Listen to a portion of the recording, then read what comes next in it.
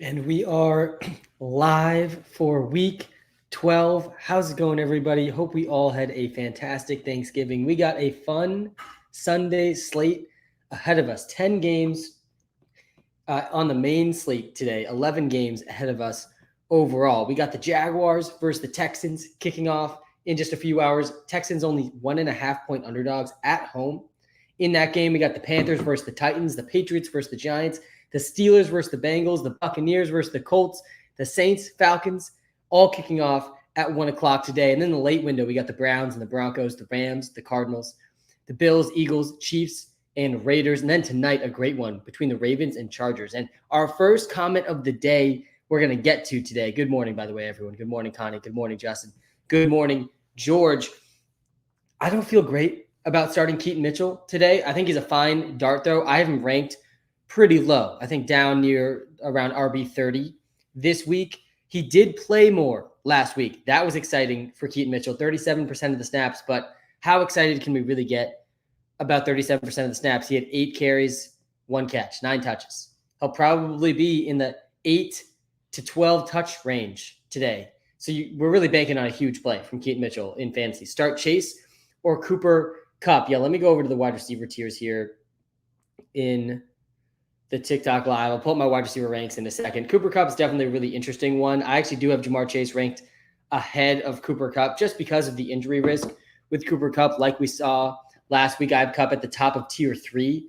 This week, I would play Puka Nacua over Cooper Kupp, just barely. They're back-to-back in my ranks. But some of the receivers I'm playing over Cooper Kupp this week include DJ Moore, Michael Pittman, A.J. Brown, Keenan Allen, Steph Diggs. Keenan Allen, Steph Diggs, A.J. Brown, they're my top 3 receivers. This week, I'll get to them in just a second after I get to the running back ranks. Good morning, everybody. It's going to be a fantastic Sunday. A lot of start sits to get through today, a lot of games to talk through. I'm pumped, man. This is the best day of the week. I hope you all had a fantastic Thanksgiving. As expected, we saw a couple blowouts on Thanksgiving.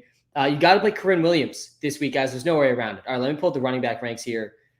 So I had the running back ranks up on the YouTube live. Let me go to the running back tiers, though, on the TikTok live. So Austin Eckler, Alvin Kamara, JT, Saquon Barkley, these guys are in a tier of their own. These are the elite of the elite running backs that are going to catch passes, see 20-plus touches, almost regardless of game script. And yeah, I do think you have to start JT even in a tough matchup against a good Bucs run defense. In tier 2, I got Rashad White and Travis Etienne in a tier of their own. I do think they could jump into that tier 1.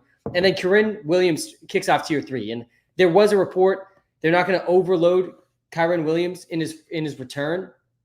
I still think you got to be starting Corinne Williams, though, in a good matchup against the Cardinals, especially in PPR leagues. Guys, we saw elite usage from Corinne before his injury. He was barely coming off the field. I don't think he's going to play this many snaps. He's probably going to be close to the 60 to 70% snap range, but we saw multiple games win over 20 carries, and he saw a really elite receiving role. He ran a route on over 60% of dropbacks every single game that he played. He saw 17 targets between week 2 and week 3. Multiple games over a 15% target share. So in PPR leagues, I think you got to start Corinne Williams against the Arizona Cardinals today. Arizona Cardinals are allowing the 3rd most points per game to running backs this season. They've been crushed on the ground. They haven't been very good in any part of the game defensively. So yeah, you start Corinne Williams over Gus Edwards. Guys, I've told way too many people to bench Gus Edwards. Gus Edwards is like RB4 over the last month because all Gus Edwards does is score touchdowns. He has 2, 3, 4, 5, 8, 9 touchdowns since week 7. I think he leads the league in touchdowns since week 7. He's ahead of even Raheem Mostert since then. He has 8 touchdowns in his last 4 games. Absolutely wild stuff. But he still has a really low floor in PPR leagues. He doesn't have a game with more than 2 catches this whole season. I don't know if he has a game in his entire career with over 2 receptions. So he's going to need to score touchdowns. He'll probably get another one against the Chargers, though. I probably would start him over Keaton Mitchell at this point. But yeah, Gus Edwards, I would not start over a guy like Corinne Williams. All right, Dell Singletary or Khalil Herbert, seeing this comment here. Let me get to the high-level takeaways on the TikTok live.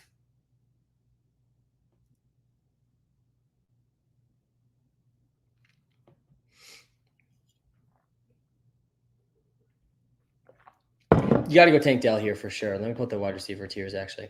You got to go with Tank Dell over almost everybody this week. I got Tank Dell right after Cooper Kupp and right ahead of Adam Thielen in my rankings this week. I'll pull up the Tank Dell game logs on YouTube. By the way, we're live on TikTok and YouTube right now. Shout out to everybody in this live stream early in the morning. This is the best time of the week. I appreciate everybody in here. We're live on TikTok and YouTube. On YouTube, I can share my screen. It's a little bit better of a viewing experience. You still get all my rankings and tiers. Plus, I can share screen to some of the game logs we're talking through. And man, these game logs for Tank Dell get me pretty excited. He's had 3 straight games, over 10 targets, 3 straight games with at least 150 air yards. I mean, this guy is an elite wide receiver for fantasy right now and real football. He's had 3 straight games with that production with at least 18 fantasy points. And 2 of those, he went over 25 PPR points. And it's another good spot this week for the Texans passing attack. The Jaguars secondary has not been great this season. The Jaguars offense just had their best game of the season last week. We could see a potential shootout here between the Texans and the Jaguars. I'm really in on Tank, and I'm pretty in on Nico Collins too. I think Nico Collins is probably the most underrated receiver, at least one of them, going into this week, because Tank Dell is getting all the attention, all the hype. People are overlooking the 11 targets, 29% target share for Nico Collins in his return from injury last week. He didn't have the huge fantasy day that Tank had because he didn't have the touchdowns, but he's in just as good of a spot as Tank this week. That's why I have Nico Collins at number 13 in my wide receiver rankings, ahead of guys like Christian Kirk, Devonta Adams, Chris Olave, Zay Flowers, Jordan Addison, Josh Downs, ahead of all those guys. I would start Nico Collins. I definitely think you need to start Nico Collins. What's going on, Kyler? Hope you had a great Thanksgiving and good stuff on the props. How are we going 2-0 on the week? Yeah, that Zach Charbonnet prop was absolutely wild. If anyone tailed me on the free player prop on Thanksgiving and you watched that game through the end, Zach Charbonnet had 0 receptions with 6 minutes left in the game, and he gets 4 dump-off catches in the last 6 minutes. And sometimes we're going to need luck on our side for those. And yeah, we do have another free player prop today. We are now 20-7, 20 wins, 7 losses this season for the player props. And today I'm taking it under, and I'm going with Chig Okonkwo, under 2.5 receptions. He's gone over this in 3 of his last 5 games.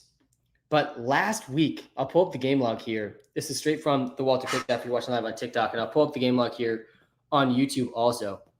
Last week, Chig played the least he's played this entire season with just a 34% snap share for Chig. He also ran the fewest routes. He only ran 6 routes in his last game. This is Chig Okonkwo, 6 routes. And they're setting his line at 2.5 receptions. He only had 2 targets in his last game. And the Panthers have been pretty good against tight ends also. They rank top 10 against tight ends this season. So yeah, I'm going with Chig Okonkwo, under 2.5 receptions. That's the free player prop of the day. Guys, we are 20-7 on the free player props. I think this actually might be the first under I'm going with for the free player props too. I'm usually an over guy, but there's too much value to me in this Chig Okonkwo prop. All right, why Connor over Ramondre Stevenson? Yeah, so Ramondre Stevenson's not the worst option this week. Let me go to the running back tiers here on the TikTok live as I talk through this. But yeah, I do have James Conner ahead of Mondre. I do like James Conner a decent amount. And to me, the role is just so locked in for James Conner. Walter disagrees with me here. Walter has Ramondre Stevenson over James Conner. Much better matchup here for Ramondre Stevenson. I think James Conner's being dragged down a little bit, though. Look at this. He's got under 10 points in each of his 2 games back. One of those was against the Falcons, a pretty good defense. He's played right around 65% of the snaps in both those games. We could see him get to 70, even 80%. We saw that in the first 2 games of the season, but he's probably going to be right around 65% of the snaps. We go to Ramondre Stevenson. He's playing right around the same amount. Actually, I expected this to be a little bit lower. 20 carries for Ramondre in their last game. A better matchup against the Giants, too. I might be talking myself out of this one. I do think that this Cardinals-Rams game will be much higher scoring. Only 3 targets for James Conner in the last game. Mondre has definitely outdone him target-wise. Let's compare their receiving stats here on the YouTube live between James Conner, Ramondre Stevenson. And yeah, wow, the receiving rule way better for Mondre. Let me just pull up the over-unders in these games quick. Over-under in the Cardinals-Rams game, 45 points. In the Pats-Giants game, we're looking at an over-under of 34. That's a 12-point difference in the over-unders. I think this is probably the main reason I liked James Conner over Ramondre Stevenson. I think this one's pretty close, though, and I got James Conner in the back end of tier 4, Ramondre Stevenson the top of tier 5. I would argue Ramondre is maybe a little bit safer given the matchup, given the receiving role being better. But James Conner is going to be in the higher scoring game, almost definitely. So I'm okay going James Conner over Ramondre. Yeah, super close one, though. I wouldn't knock you for going Ramondre over Conner. And I think as you go to half PPR, I'd like Conner a little bit more. And as you go to non-PPR, I definitely would go Conner over Ramondre Stevenson. Wide receiver tiers, please. Yeah, I got you on the YouTube live, on the TikTok live as well. Both wide receiver rankings. A lot of wide receivers to think through today. And I think that the tier 1 guys are pretty clear. Let me pull up Steph Diggs and A.J. Brown here on the YouTube live. Because A.J. Brown, Steph Diggs, they're both coming off pretty disappointing games. Steph Diggs actually coming off back-to-back disappointing games. I do not expect him to disappoint today. And same thing goes with A.J. Brown. He's coming off his worst game of the season by far. A.J. Brown was on a historic pace. Before last week, he only had 1 catch on 4 targets, 8 yards. Last week, I expect him to bounce back in a big way as well. I think both these guys are in tier 1 still pretty clearly. And then at the top of tier 2, man, you got to start Michael Pittman this week. You got to start Jamar Chase still this week. DJ Moore, Puka Nacua all need to be started. I'm still happy to start Cooper Kupp. I do think there's a decent chance Cooper Kupp goes off. I do think people kind of have forgotten a little bit about Cooper Kupp and just how insane Cooper Kupp has been in the NFL and in fantasy football over the last 2 years. Guys, Cooper Kupp, before this season, he ranked number 1 in fantasy points per game in PPR leagues at the wide receiver position last year and the year before that. And we haven't seen a fully healthy Cooper Kupp really this season. But my fear and why he's in tier 3 and not tier 2 or tier 1, where he really should be in tier 1 at full health, is the injury risk. With Cooper Kupp, we've seen Cooper Kupp go under 7 PPR points now in his last 4 games. So yeah, the ceiling is there. I mean, he had 28 points in week 6 against the Cardinals. That's who he gets today. So he absolutely can go off. The last time Cooper Kupp played the Arizona Cardinals, he had 7 catches on 9 targets, 148 yards, and a touchdown. He was the wide receiver 4 on that week with 28 PPR points. So yeah, Cooper Kupp absolutely can go off.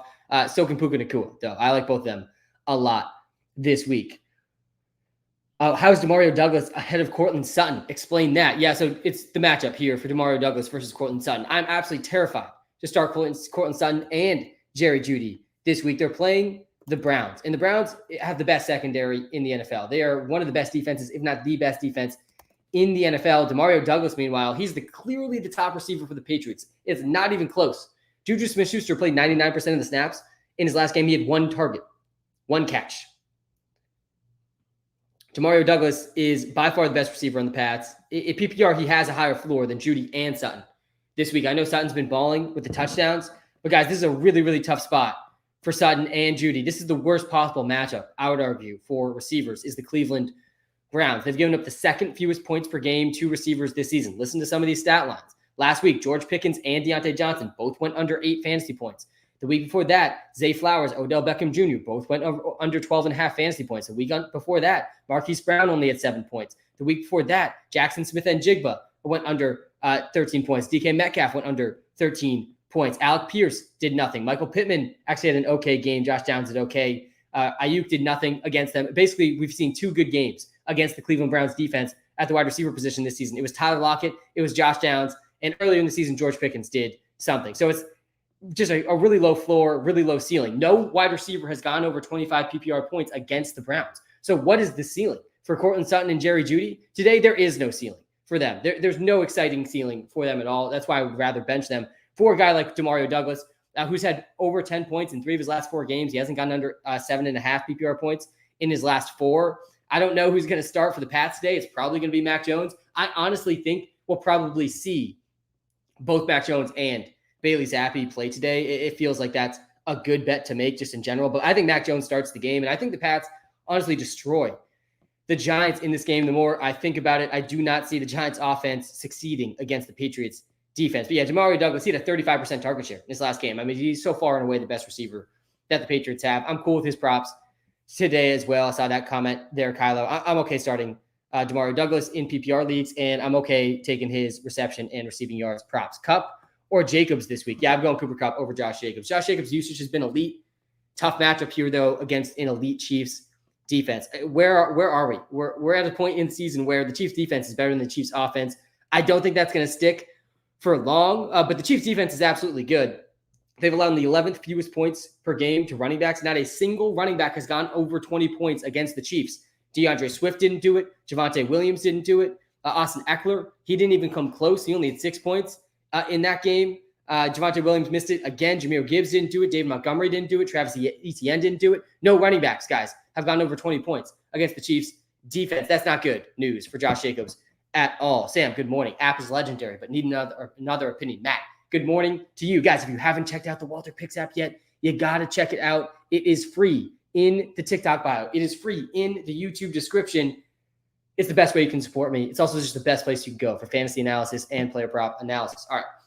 Quick start sit. Pick 2. Kyron, Warren, Herbert. Yeah, you got to start Corinne. And you got to start Jaylen Warren. I really like Jaylen Warren this week. Actually, this brings me to a quick side note here, Matt. But I would bench Khalil Herbert here. I do think there's just a little bit of uncertainty there. Roshan Johnson and Herbert should get all the work this week with Deontay Foreman out. Don't really love the matchup for them against the Vikings in general. But a quick Weatherman Sam update here because it does impact Jaylen Warren at least a little bit, or at least something to be aware of. So there's 2 weather reports to be aware of today. The Steelers and the Bengals have the worst weather of the day. Heavy rain throughout the Steelers and Bengals game. Expect heavy rain throughout the game. It's about 40 degrees. It's going to be just a cold, rainy game.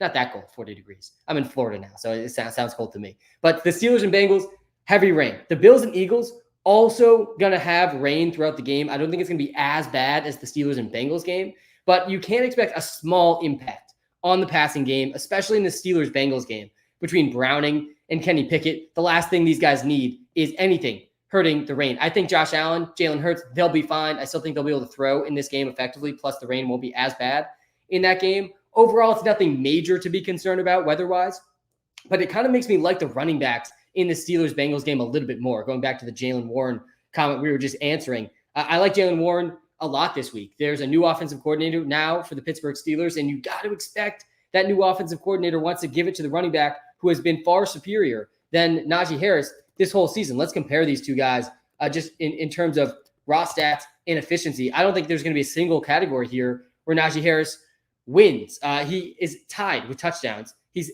only winning in snap percentage, but even despite playing more, Najee Harris is averaging less points per game. Najee Harris is averaging less total yards per game. He's averaging more carries, more yards. But look at this yards per carry difference here between Jaylen Warren and Najee Harris. For those of you watching on the YouTube live, we got a 6.2 yards per carry number here for Jaylen Warren, and a 3.9 yards per carry for Najee Harris. Guys, they're running behind the same offensive line.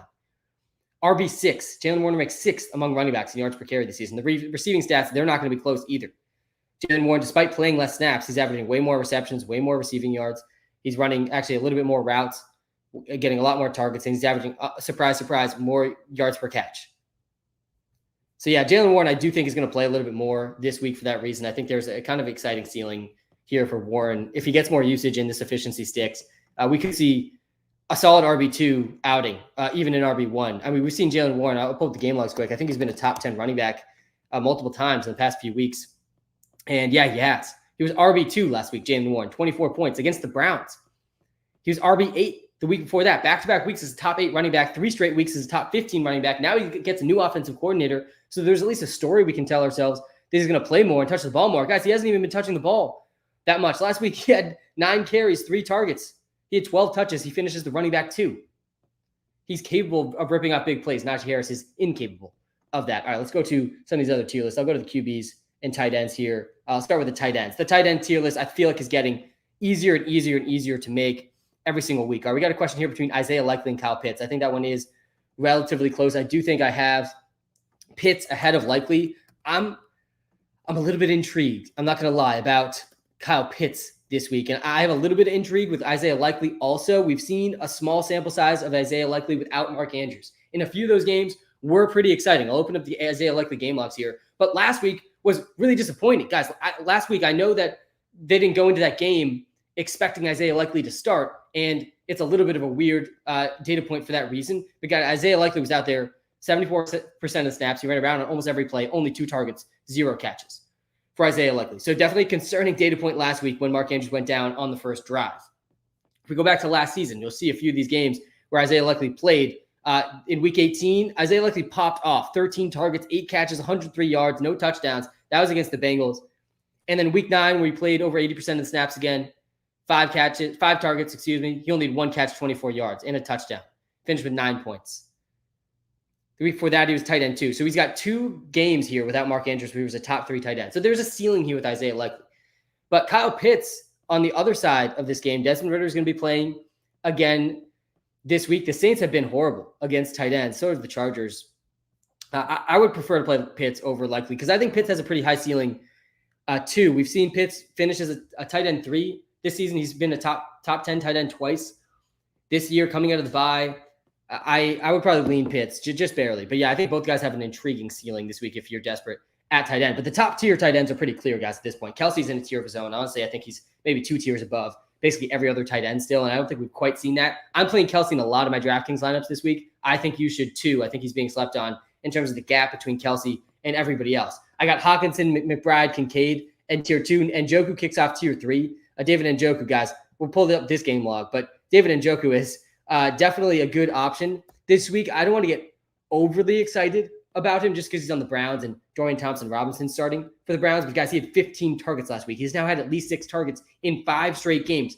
15 targets, 37% target share for David Njoku. And now he gets the Broncos, who have been the worst defense against tight ends all season. It's almost too good to be true for David Njoku this week. I got him as tight end 5, ahead of Evan Ingram, ahead of Cole Kmet, ahead of Dalton Schultz this week for David Njoku. Someone asked him for running backs here in the TikTok live. I'll pull up the running back rankings again here in the YouTube live as well. But yeah, David Njoku definitely a good option. All right, let's get back to some of these start-sit comments in the live. Have to choose between Stafford, Minshew.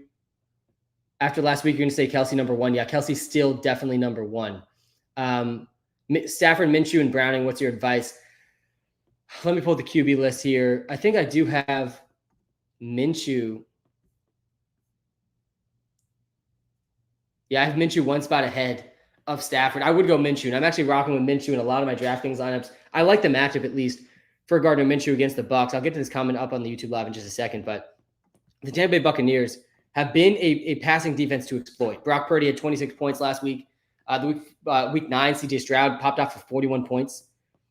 In Week 8, Josh Allen had 30 points. Desmond Ridder had 14 points. Jared Goff had 22. Jalen Hurts had 22. Really, we've seen 2 bad games against the Bucs defense. It was Derek Carr and it was Will Levis. And Gardner Minshew maybe is closer to those guys than the other quarterbacks I was saying that did well. But there's at least a ceiling here in a pass funnel defense. The Bucs are allowing the 3rd most points per game to quarterbacks this season, and the Colts are coming off the bye. So yeah, I think I would go with Gardner Minshew. Love the app. Thanks, man. Yeah, the best way to support me, guys, possibly is downloading the Walter Picks app. I can't get to all the start sits on this live. I'll get to thousands. I'll get to almost all of them, but I can't get all of them.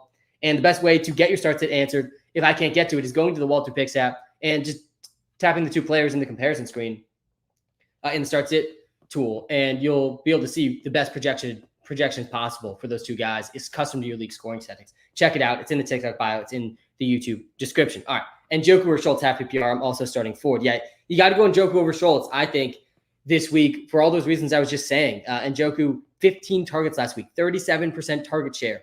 I got it up on the YouTube live right now. He was tight end 4. He's been a top 12 tight end for 5 straight games.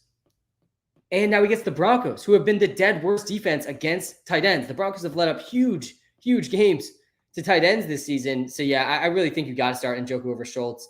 I think that makes a lot of sense. I'll pull the QB tiers here again on the TikTok live. But yeah, just last week, guys, Josh Oliver and TJ Hawkinson, they went over 25 points combined. Dalton Kincaid had 16 points the week before that. The week before that, the Chiefs, Kelsey and Gray combined for 16 points. Not a huge game from Kelsey, but still 16 points against tight ends. They let up 7 points to Luke Musgrave. The first game against Kelsey, he scored 22 points. Tyler Conklin scored 11 points. Cole Kmet had a 28 bomb against the Broncos. There's so many tight ends. They really haven't had a bad tight end performance against them. That's the Denver Broncos. All right, Josh Downs or Deontay Johnson. Yeah, do not start Deontay Johnson this week. We got heavy rain in that Steelers game. He still has Kenny Pickett at quarterback, despite an offensive coordinator change. I do wonder how much of this offensive situation for the Steelers was the offensive coordinator versus Kenny Pickett, who cannot he cannot win at the NFL level, I don't think. So yeah, Josh Downs, though, for sure over Deontay Johnson. Much better matchup here for Josh Downs than Deontay Johnson too. I'll do this comparison quick on the YouTube live. Yeah, Downs over Deontay Johnson, I think, pretty easily. I'll pull the wide receiver tier list too as I'm walking through this. But yeah, I got Josh Downs He is in tier 5 for me. Deontay Johnson's all the way down in tier 6. So yeah, the 2 tiers apart. I would definitely go Downs over Deontay, though. Let me pull this up. And I think Walter's going to agree. Yeah, Walter's got Downs ahead of Deontay Johnson as well. And it's really the matchup here. I think that's the big differentiator. The Bengals secondary hasn't been great, but the Bucs secondary has been atrocious. And the Bucs run defense is so good that teams just have to throw against them. Hey, Sam, why is Kmet over Taysom with the rushing upside? Yeah, I think you could definitely talk yourself into Taysom over Kmet if you want to shoot for the ceiling. I definitely think the floor for Kmet, though, is a bit better. Let's do this comparison here. And Taysom's definitely coming off a bad game after a couple of huge games, if I recall correctly. Yeah, he had 3 straight games over 15 points, then only 4.3 last game. His route participation's been down a bit, which you want Johnson back. He only had 2 catches in his last game. He only had 1 carry last week in his last game before the bye. 1 carry, 6 yards. It's just inconsistent usage here from Taysom. Definitely could be a Taysom week. The rushing is pretty exciting. He gets red zone carries, goal line carries. Derek Carr is also coming off a getting banged up before the bye too, so maybe we do see a little bit more Taysom. Taysom's definitely a higher boom bust play than Cole Kmet, though. Cole Kmet has been pretty consistent, and Cole Kmet does have an interesting matchup here against the Vikings too. He's coming off a bad game. He also had a stretch of some solid games though, and this is going to be a game I think the Bears will pass against the Vikings secondary. So yeah, I lean Kmet just barely over Taysom. Walter agrees here, and I think that there is a higher ceiling for Taysom Hill than Cole Kmet as well. And while the Falcons have not been great against tight ends, but yeah, just 2 targets, 1 carry for Taysom Hill last game. So he's got a really, really, really low floor. I'd argue lower than even Cole Kmet.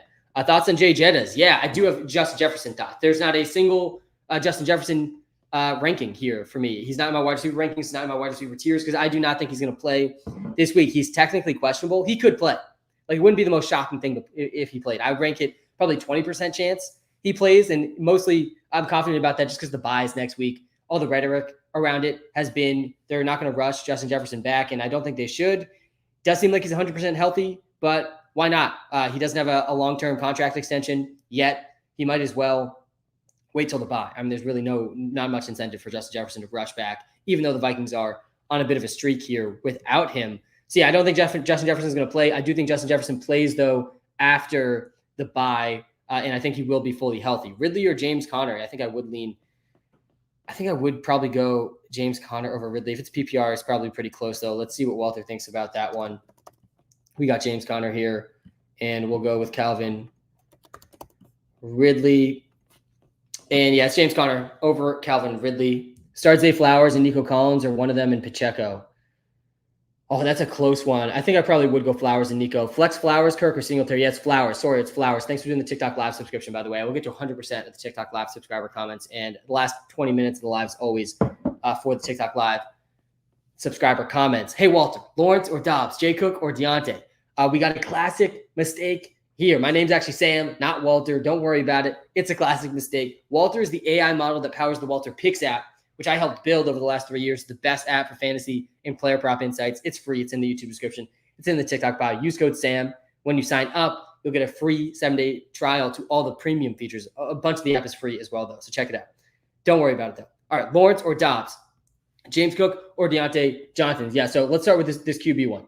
Lawrence versus Dobbs. I'm going Dobbs over Lawrence pretty easily, honestly. And I know Lawrence is coming off his best game of the season. I think he was the number 1 quarterback last week, or maybe number 2. Let me pull this up here, the game logs. And yeah, he was QB1 last week, 32-point bomb against the Tennessee Titans. He only threw the ball 32 times, but 24 completions, 304 yards, 2 TDs, and he ran for 2 touchdowns, which is not going to be a consistent thing here for Trevor Lawrence. He's got an even better matchup this week, and CJ Stroud on the other side of this game with Trevor Lawrence, definitely shootout potential here.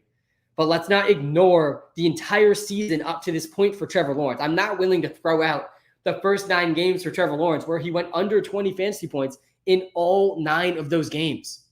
I'm not willing to just throw that information out. And then we look at Josh Dobbs on the other side of this question, and he's significantly safer here than Trevor Lawrence. He has Trevor Lawrence has 1 game over 20 points. Josh Dobbs has 5 games over 20 points, and a bunch of those were over 25 points. I think 2 of those, or really 4 of those, were 25 plus points here for Josh Dobbs. And the reason I'm so confidently going to start Josh Dobbs over Trevor Lawrence is you come down to these rushing stats, and I mean, wow.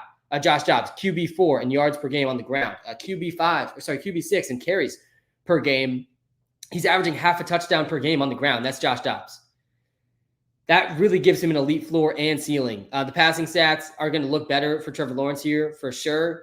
But you look at the matchups too, and it's an even better matchup here for Dobbs against the Bears. They were the second worst defense against quarterback this season. So you're giving me a top 5 rushing quarterback against the second worst defense versus quarterbacks this season? Sign me up for that over pretty much everybody. The only quarterbacks I'm starting over Josh Dobbs this week, CJ Stroud, Mahomes, Hurts, Allen, Lamar. I think you could argue Justin Fields over Josh Dobbs with the rushing game we saw from Fields. I could certainly see that argument. I'd be fine starting Fields over Dobbs. I do have Dobbs ranked ahead of Fields just because of the elite play we've seen from Dobbs. But man, look at this game from Justin Fields last week. 18 carries. Guys, Justin Fields, it feels like we might be getting the Justin Fields from the end of last season. Look at this end of last season. For Fields, down the stretch, he had 132 yards on the ground, 95 yards on the ground, 71 yards on the ground. Look at this rushing season from Fields last season. And we got a 104-yard game from Fields coming off the injury, 18 carries. Exactly what you want to see. I definitely think you could start him over Dobbs if you felt inclined. Cooper Kupp or Christian Kirk, you got to go Kupp over Kirk for sure. And I know it's a little bit scary. Cooper Kupp's been under 8 points in his last 4 games. But guys, the last time Cooper Kupp played the Arizona Cardinals, he had 30 points. And I'm willing to risk the injury risk with Cooper Kupp in almost all spots, and definitely over Christian Kirk. Flex Nico or OBJ? Yes, I do like OBJ against the Chargers for sure, but not as much as I like Nico Collins against the Jaguars defense. Nico Collins coming off an 11 target, 29% target share game. I'm definitely in on Nico Collins over a lot of guys this week. You can see him. I'll pull my wide receiver tier list here again on the TikTok. I'll pull my wide receiver, or I have the wide receiver rankings up. I'm going to the quarterback rankings here on the YouTube live. Good morning, Sam. Do I start Jacobs over Jamar, Bijan, or Kupp? Full PPR. I think it's between Jacobs and Bijan. And I don't think I would start Jacobs over Bijan. Let me pull up the running back ranks here. I do have Jacobs ahead of Bijan, actually. Let's see what Walter says about this one. Both have tough matchups. We were just talking about the matchup for Josh Jacobs against the Chiefs. Not a single running back this season has more than 20 PPR points against the Chiefs. I don't love that at all. I honestly think there's maybe a case to knock him down a bit in the ranks because of this. Bijan, though, has a tough matchup, too, against the Saints, an even tougher matchup, according to Walter. Jacobs projected well ahead of him here. The usage for Jacobs has been really, really elite, especially since the new coach took over. He's got 2 games with over 25 carries. The receiving role has been really disappointing, though, for Jacobs over his last 3 games, which is definitely a tad concerning. And then let me pull the defense data here again. Running backs versus the Saints. They definitely have been good against running backs again this year. And yeah, only one running back has gone over 20 points against the Saints, and that was Travis Etienne, who did it with 2 touchdowns. I think I probably would go Jacobs over Bijan. It's certainly a close call. Hey, Sam, you told me on Thursday to wait on the Addison and Flowers decision. Now that's been a few days. Which one would you start? Yeah, so the answer here, I think it is Flowers over Addison. Yeah, I have Flowers in tier 4. I got Addison in tier 5. They're actually back-to-back. Wow, back-to-back in my rankings. Super, super close. But yeah, the matchup for Flowers is just too elite this week against the Chargers. I think his over-under is at like 64.5 or something ridiculous like that. I don't think Addison's over-under has even been released yet. Walter's going to say Zay Flowers here as well. Addison has definitely had some bigger games than Flowers this season. We haven't seen the big game from Flowers yet. I will say, though, there's kind of an asterisk on Zay Flowers' last game. He scored like a 70-yard touchdown, and there was a phantom holding call called. Nothing tilts me more than phantom holding calls on big receiving touchdowns. But yeah, Zay Flowers, really, he should have had over 20 points last week if that receiving touchdown counted. And that's not showing up here in the game logs. He's got 2 games over 15 points, though, no games over 20. Jordan Addison has at least 1 game here over 20 points. Maybe multiple. Yeah, he's actually had 2 games over 20 points. And I don't think Justin Jefferson's going to play. Both have good matchups, but the matchup for Zay is not as is more elite than the matchup for Jordan Addison. So yeah, I'm going Zay Flowers over Jordan Addison. Thank you for waiting till Sunday morning. We got to prioritize the Thursday people on Thursday. So I do appreciate you, Nikki. Shout out to everybody in the live. By the way, let me pull up the high level takeaways here on. I'll pull up the tight end tiers actually here on the TikTok live to get to some more of these start sits. Flowers, Rice, Douglas, or Singletary at flex. Yeah, I would go Flowers over Rice. I'd go Flowers over Douglas. I'd go Flowers over Singletary. And I think number 2 there is probably Douglas over Rice. There's no Kadarius Toney this week, and there's no McCole Hardman this week, and there's no Jerick McKinnon. So a team that really spreads the ball around a lot offensively, the Kansas City Chiefs, are without 3 of these guys they spread the ball to. Again, Kadarius Toney, McCole Hardman, Jerick McKinnon, these are kind of ancillary pieces for the Chiefs, but all 3 being out, it is a bit of a boost to Rashee Rice. It is a bit of a boost to Justin Watson. Guys, Justin Watson had 11 targets last week. 11 targets for Justin Watson. I don't think I've ever seen this in the player prop game where Justin Watson, guys, his player prop, his over-under receptions is 2.5. He had 11 targets last game. His reception line is 2.5. Just ridiculous stuff here. 28% target share. And again, no McCole Hardman, no Kadarius Toney, no Jerick McKinnon this week. But yeah, Travis Kelce, I think, is probably going to be the main beneficiary as well as Isaiah Pacheco there. All right, Nico Collins or James Conner? Yes, Nico Collins. Start Nico Collins, guys, this week. You got to start Nico Collins this week for sure. All right, let me pull up QB tiers here again. Taysom Hill, likely, or Otton. Yeah, I think I would go Taysom over likely and Otton. Eckler or Swift? No benching Austin Eckler this week. Absolutely not. I'll put the running back rankings here again on the YouTube live. I'll put the running back tiers up in a second on the TikTok live. Guys, shout out to everybody in this live. We're just getting started. We got another 2+ hours of this live stream. I'm going to get to so many starts. I'm going to talk about every single player, every single game on this live. I'm pumped up, man. This is going to be a fun Sunday. Make sure you guys hit the like button, hit the subscribe button on YouTube. Seriously, guys. It helps me way more than you realize. Take 2 seconds. Hit the like button, hit the subscribe button. If you're watching live on TikTok, smash the like button. Just tap the screen. When we get to 10,000 likes, I'll talk through the free player prop of the day again. We are 20 wins and 7 losses this season with the free player props. It does not get better than that. When we get to 10,000 likes on the TikTok live, I got you guys with that. All right. Good morning, Sam. Pick one. Deontay Johnson, Hopkins, or Amari Cooper. Also Fields or Kyler. Yeah, I think I'd probably lean Hopkins over Coop and over Deontay Johnson. I think those guys are all pretty stacked together here, though, in my wide receiver tiers. I got Deontay Johnson in tier 6. I got Amari in tier 6. And I got Hopkins in tier 5. See, I'd go Hopkins over these guys. I think Hopkins probably has the highest ceiling here. Deontay Johnson definitely doesn't have the ceiling of these other 2. And the Browns are playing the Broncos. Dorian Thompson-Robinson. Let me pull up the game log for Amari Cooper in his last one. He still had 8 targets, 20% target share. He caught 4 of them for 34 yards, 4.3 yards per target. And that was in a better matchup than he has this week. It's tough to get very excited about him with the quarterback situation there. I think I would go Hopkins, even though Will Levis is – the Titans' offensive line, I think, is probably the worst in the entire NFL. All right. Cooper Kupp or Josh Downs, he has a great matchup. Yeah, Josh Downs is a great matchup, guys. But Cooper Kupp needs to be started over Josh Downs. Absolutely needs to be started. Cooper Kupp needs to be started over everyone except for Puka Nacua, DJ Moore, Jamar Chase, Pittman, AJ Brown, Keenan Allen, Steph Diggs. I'm starting Cooper Kupp over everyone else. Everybody else. I'm starting Cooper Kupp over Tank Dell. I'm starting him over Adam Thielen, Devontae Smith, Nico Collins, Mike Evans, Christian Kirk, Devontae Adams, Chris Olave. I'm starting Cooper Kupp over all those guys. I start him over Jordan Addison and Josh Downs as well. The last big game we saw from Cooper Kupp, guys, it was in this same matchup against the Arizona Cardinals, the best game he's had this season. He had 28 points the last time he played them. Only 9 targets. He's had several games over 9 targets. He could easily go over 9 targets today. He did have a 43% target share in that game, and he popped off for 7 catches, 148 yards, and a TD. We could definitely see something like that from him today. All right, we got a question here from Mason in the YouTube live. We're live on TikTok and YouTube right now, by the way. Shout out to everybody in both live streams. You got to go McBride over Evan Ingram. Evan Ingram somehow, some way, has not scored a touchdown this season. He's kind of like the Deontay Johnson of tight ends this year, where he is really up there in all the receiving categories for tight ends. He's actually been insanely consistent in the target category, reception category. If we go to these receiving stats, he's averaging 6 catches a game. That's the 3rd most among tight ends, Evan Ingram. He's averaging 47.5 yards. That's the 7th most among tight ends. He's up there in routes. He's up there in targets. He's had the 3rd most targets and the 3rd most receptions per game among tight ends. He's got the 3rd highest target share. And you can see it when we open the game logs. You can see, look at all this green. He doesn't have a game under 5 targets this entire season. He doesn't have a game under 6 targets since week 2. Meanwhile, you look at the touchdown column. Here's 0 touchdowns.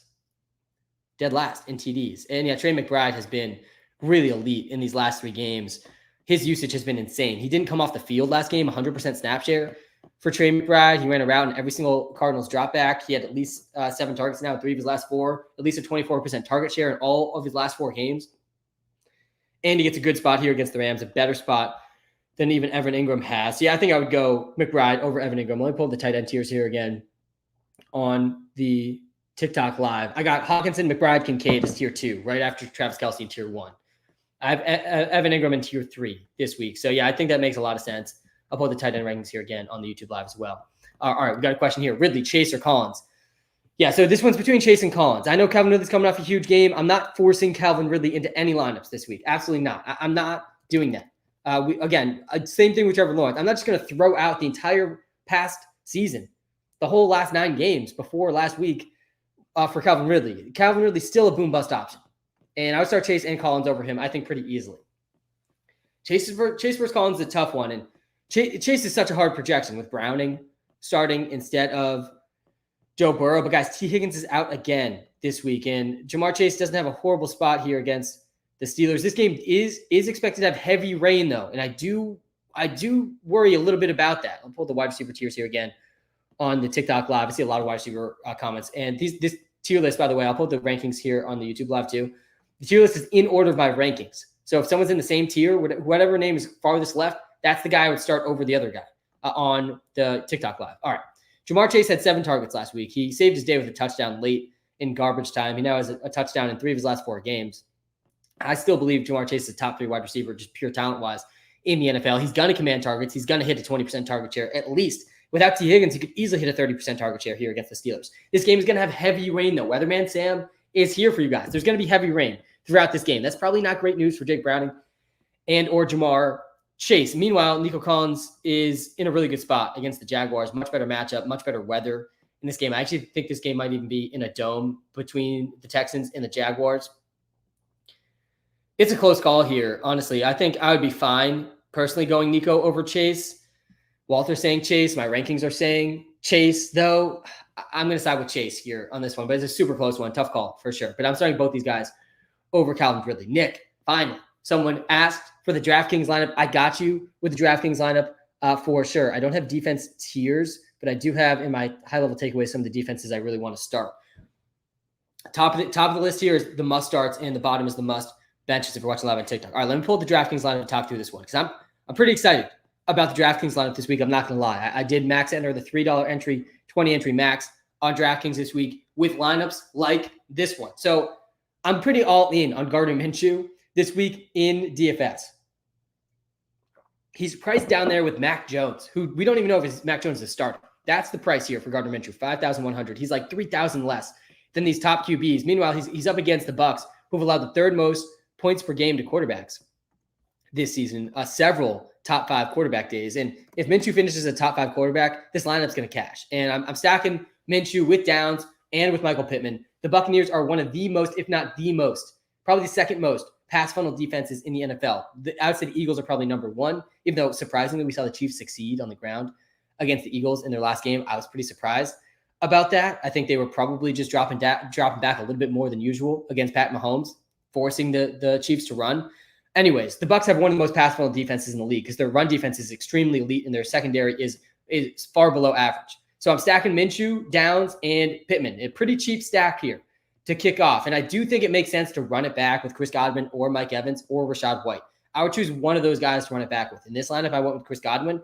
Mike Evans is probably the preferred play, but he is significantly more expensive. I'm going with Travis Kelce in almost all of my DraftKings lineups this week. I think people are starting to forget about the huge tier difference in tight ends between Kelce and everybody else. I still think pretty strongly there's a big gap between Kelce and then Hawkinson, McBride, Kincaid. Hawkinson not even on the main slate. So we got Kelce, McBride, and Kincaid. Everybody's playing McBride. Everybody's playing Kincaid. They're going to be 2 of the highest owned players on the DraftKings slate this week. I think pivoting to Travis Kelce and paying up for Travis Kelce makes a lot of sense. If Kelce goes for a 2-touchdown, 10-catch game and McBride and or a Kincaid bust this week, which is absolutely possible, you're going to cash this lineup. So I'm going with Travis Kelce, and I'm paying down for Khalil Shakir. I do want a piece of this Bills-Eagles game. I think you need a piece of that game in all of your lineups. And then at running back, I'm going with Jaylen Warren, and I'm going with Derrick Henry. I do like Jaylen Warren a lot in the Steelers-Bengals game. Heavy rain projecting that game. Jaylen Warren was running back 2 last week. New OC in town. They got to give the ball to the more efficient running back, plus a heavy rainy day. You got to expect Jaylen Warren to get plenty of touches. And Jaylen Warren doesn't need that many touches to have a huge game like we saw last week. Derrick Henry against the Panthers. We haven't seen a big Derrick Henry game in a little bit now, but this is definitely shaping up as a game where it makes sense to bet on Derrick Henry. Derrick Henry does well in positive game scripts and horrible in negative game scripts. We've seen negative game scripts against elite defenses each of the last 2 weeks. He played 2 top 4 run defenses in his last 2 games, and now he gets a bottom 2 run defense, the second worst run defense in the entire NFL against the Panthers this week. We've seen multiple games where he goes over 18 points, and a lot of those are in his plus matchups in positive game scripts. I expect to see that today. And then to cap this off, and I think this is an important note here in DFS, I'm going with the Patriots defense. Guys, got to play the Pats defense this week against Tommy DeVito. I'm not sure how much people are on that yet, but you got to start Pats against Tommy DeVito for sure. I think they are probably my favorite defense of the week this week against rookie Tommy DeVito, who I think people are probably overrating a bit coming off a matchup against the abysmal Commanders defense. But yeah, start the Pats defense on DraftKings as well. All right, prop of the day. Yeah, I do have a free player prop today, and we are 20 wins and 7 losses on the free player props. And today the prop is Chig Okonkwo, under 2.5 receptions. He saw his lowest snap share of the season. Let me pull these game logs here for Chig. He saw his lowest snap share of the season in his last game, his lowest route percentage. Guys, Chig only ran 6 routes. He ran 6 routes in his last game, only 13 snaps. And they're setting his line at 2.5 receptions. I'm taking the under there as the free player prop of the day. Lock that one in for sure. All right, let's talk through some of these wide receivers again, get to some of these comments as well. All right, Mike Evans or Adam Thielen. Yeah, this one's close. I would go Thielen over Mike Evans. Definitely a close one. But yeah, Thielen did see a huge target share again last week and has a pretty good matchup here against the Titans, while he ranks wide receiver 10 in the Walter Picks app this week. 42% target share for Adam Thielen last week. I was against a good Cowboy secondary, and he gets a much better spot this week. I'd play him over Mike Evans. Weatherman Sam. Yeah, so there's a couple weather updates to be aware about. There's really 2 games you need to be aware of weather-wise today. Weatherman Sam is here for you. The Steelers at the Bengals. Heavy rain. This is going to be the worst weather game of the day. It's going to be difficult for Kenny Pickett and Jake Browning to pass. It does, I think, have an even bigger impact because of the specific quarterbacks playing here. I have no faith in Browning. I have no faith in Kenny Pickett in this game. It does make me like Joe Mixon, Jaylen Warren a little bit more, even Najee Harris a little bit more in this game. I think they will lean heavier on the run. Jaylen Warren's probably the guy I'm most excited for in this Steelers and Bengals game. And then the Bills at Eagles. Well, probably the game I'm most excited for this week. It's that or the Chargers and the Ravens game. Both those games should be a lot of fun. There's going to be rain, though, sometimes heavy rain. It's going to be inconsistent heavy rain in this Bills and Eagles game. It's not going to be quite as bad as the Steelers and Bengals game rain-wise, but there is going to be rain. I'm not as nervous about this Bills and Eagles game, though. I think Josh Allen, Jalen Hurts can be just fine in the rain. So small impact on the passing game in the Bills-Eagles game. I think moderate to big impact on the passing game in the Steelers and Bengals game, but nothing major. Nothing wind-wise that I'm overly concerned about. No wind really over 10 miles an hour today. That's the Weatherman Sam report. That is what you need to be aware of weather-wise today. Cup or mixing it flex. Start Cooper Kupp, guys. Start Cooper Kupp. The last time Cooper Kupp played against the Cardinals, he had 30 points. That's what he gets today, the Arizona Cardinals. I would start Bijan over Downs. I would start Nakua over Connor and Ford. Need this pickup to help secure a playoff spot. Standard scoring. Najee or Keaton Mitchell. Yeah, you got to go Najee, I think, over Keaton Mitchell. These are like polar opposite players here.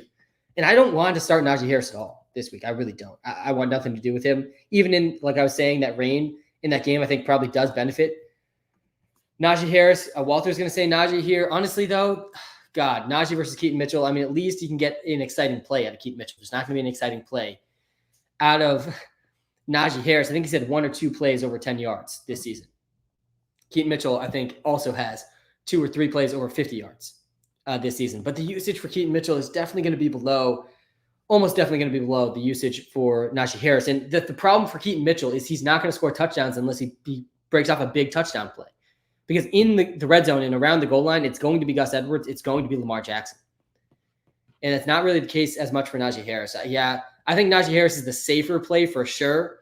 And I think you could definitely argue Keaton Mitchell being the more exciting, higher ceiling play. I'd probably go Najee Harris in the safer play. I think he does project better and just makes more sense overall. But if you want to shoot for the ceiling, you go Keaton Mitchell over Najee Harris for sure. Stroud or Trevor Lawrence? Yeah, so you got to start Stroud over Trevor Lawrence, 100%. I am not willing to forget about the entire first 9 games of this season for Trevor Lawrence, where he did not go over 20 points a single time. CJ Stroud, significantly better option than him. Trevor Lawrence is coming off his best game of the season, where he had 32 points and ranked as QB1 against the Titans. He got an even better matchup, I'd argue, here against the Texans. With CJ Stroud on the other side of that game, we could see a shootout here between the Jaguars and the Texans. Absolutely in the cards.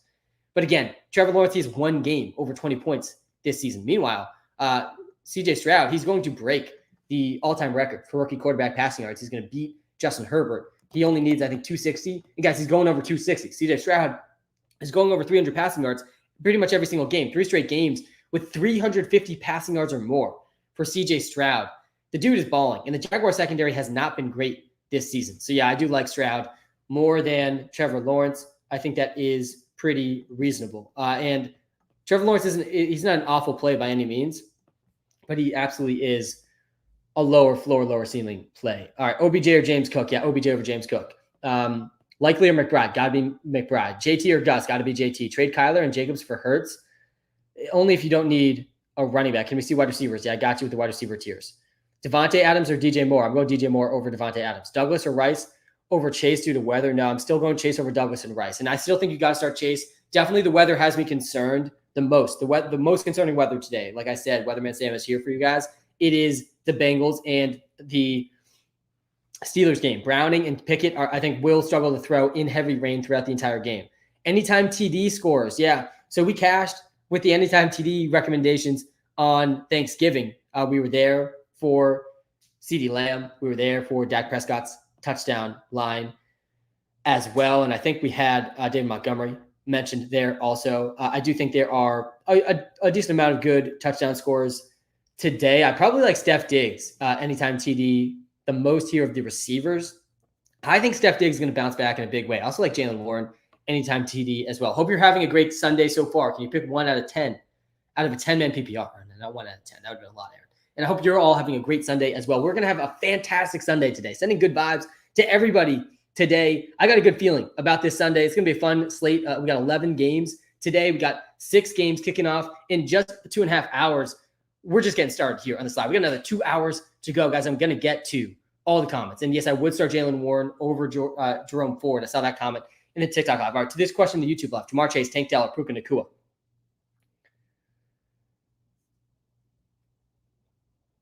It's Chase or Nacua. I'm starting Chase and Nacua over Tank Dell. And God, I hate benching any of these guys. I think Puka Nacua is probably a bit safer here than Jamar Chase. I think I do have Jamar Chase ranked ahead of him in my wide receiver rankings. But with the rain, I think I'm okay going Puka Nacua over Chase. Again, there's heavy rain in this Bengals game. Tank Dell over Joe Mixon? Yes, absolutely. I'm playing Tank Dell over Joe Mixon. Rashad White or Calvin Ridley? I would go Rashad White over Calvin Ridley. Pretty scary. Rashad White pops up as questionable with a knee injury, but he is going to play. They're saying he's fine. And it's good matchup here for him against the Colts. I would play Demario Douglas over Devin Singletary.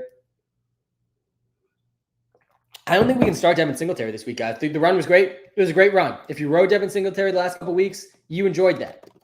He saw 100% of the backfield touches, basically back-to-back games. He did not come off the field. 80% snap share in 2 straight games here for Devin Singletary. He had 150 yards in week 10, 112 yards in week 11 on the ground. Not a huge receiving role. He actually did run a lot of routes last game. But now they get a matchup against the Jaguars. They're the 4th best run defense this season. And Dameon Pierce is back. Guys, Dameon Pierce is back. And that's not good news for Devin Singletary. He could lose goal line carries. He could go down to like a 40 to 50% rush share. I think we're projecting him for right around half the carries for the Texans this week. So yeah, his floor and ceiling lowered dramatically here and in a tougher matchup than he's had recently. So I am nervous for Devin Singletary. Now let's go back to the QB tiers here. The elite of the elite, Lamar, Allen, Hurts. Allen and Hurts play each other. Lamar gets the Chargers. I like his passing yards prop a decent amount. They got Lamar's passing yards prop today, priced right around a line where almost every quarterback that has played the Chargers so far has passed. People underrating Lamar's passing ability, I think, in this one. And I think the Chargers offense can't keep it close enough. Happy Sunday, Sam. Rashad White, Mixon, or Cook? Got to be Rashad White over Mixon and Cook. Yeah, I have Rachaad White as RB5 this week. You got to start Rachaad White, 100%. Rachaad White in a good spot. Herbert or Singletary? Yeah, I'd go Herbert, I think, over Singletary. Pull up the running back tiers here again. Yeah, I've Herbert over Singletary. I really don't want to start Singletary with Dameon Pierce back. Connor or Warren? Yeah, I got James Conner one spot behind Jalen Warren. I do want to start Jalen Warren. I would start Corinne Williams over Jalen Warren. I would start Joe Mixon, Derrick Henry, DeAndre Swift, Pacheco, Jacobs, Corinne, all over Jalen Warren. But I'm starting Jalen Warren over James Conner. I'm starting Jalen Warren over Bijan Robinson. I'm starting him over Ramondre Stevenson, Javonte Williams, Jerome Ford, Gus Edwards. I'm starting him over all those guys. I'm playing Nico Collins for sure over Jerome Ford. I'm playing Nico Collins for sure over Bijan Robinson. Guys, start Nico Collins. He had 11 targets. He's in a good spot. He is, I think, pretty comparable to Tank Dell. And everybody's starting Tank Dell. I think people are underrating Nico Collins a bit. Sam, just use the proper value on the app, which has been really helpful. So I recommend that people use that. But Walter likes Sky Moore under yards. Do you agree? Yeah, man. Sky Moore's been running wind sprints. And I mean, he's been running wind sprints this whole season, it feels like, since week 1. And every single week, every single time, Sky Moore has had a chance to change the narrative. Sky Moore has had the opportunity to step up where the Chiefs really need a receiver to step up desperately. Their offense is struggling. And he's playing behind Justin Watson. He's playing behind Marcus Valdes-Scantling. He had one catch. Excuse me. I'm getting sick just looking at these game logs for Sky Moore. He doesn't have a game with more than 2 catches since week 3. Sky Moore's kind of toast. I think he's probably kind of toast. And like this again, there's no Jerick McKinnon this week. There's no Kadarius Toney this week. There's no McCole Hardman this week for the Chiefs. And still, I don't know how you put any faith in Sky Moore. I would agree with the under here for Sky. I've literally got sick looking at those game logs for Sky Moore. All right. Nico or Puka? Yeah, you got to go Puka over Nico. Dell or Mixon, going Dell. Austin Eckler needs to be started for sure. Mahomes or Stroud? You're starting Mahomes over Stroud. New here. Thanks for all the insight. Thanks, man. Olave or Singletary for flex? Yeah, you got to go Olave. It's a tough matchup here for Chris Olave, but there's also no Michael Thomas this week, which also puts, let me put the wide receiver tiers here again, which also puts Rashid Shaheed on the fantasy radar for sure. I'm pretty intrigued by him as well. But yeah, Chris Olave, he's a pretty elite option this week. I got Chris Olave up in tier 4. I had guys like Zay Flowers, Jordan Addison, Josh Downs, Chris Godwin. I think you could definitely argue Chris Godwin higher than this too. He had at least a 20% target share every single game except for 1 this season. Again, no Michael Thomas this week. It's not a great matchup here against the Falcons, but he's going to see 9+ targets almost definitely in this game with no MT. Falcons allowing the 8th fewest points per game to receivers. They did allow a 35-point bomb back in week 8 to DeAndre Hopkins. 20 points to Mike Evans. So yeah, I like Chris Olave this week for sure.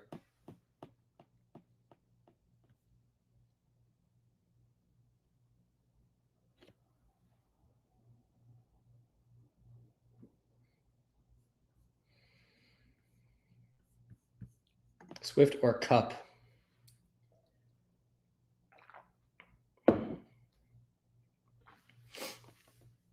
That's close, actually. I do really want to start Swift against the Bills. Sorry for the lag there in the TikTok live. We'll restart that if we need to. It's probably Cup, though. In PPR, it's probably Cup. Yeah, it's Cup. You got to start Cup. If it's PPR league, start Cup over Swift. Jerome Ford or Kareem Hunt? I'm going Jerome Ford over Kareem Hunt. Henry or Etienne?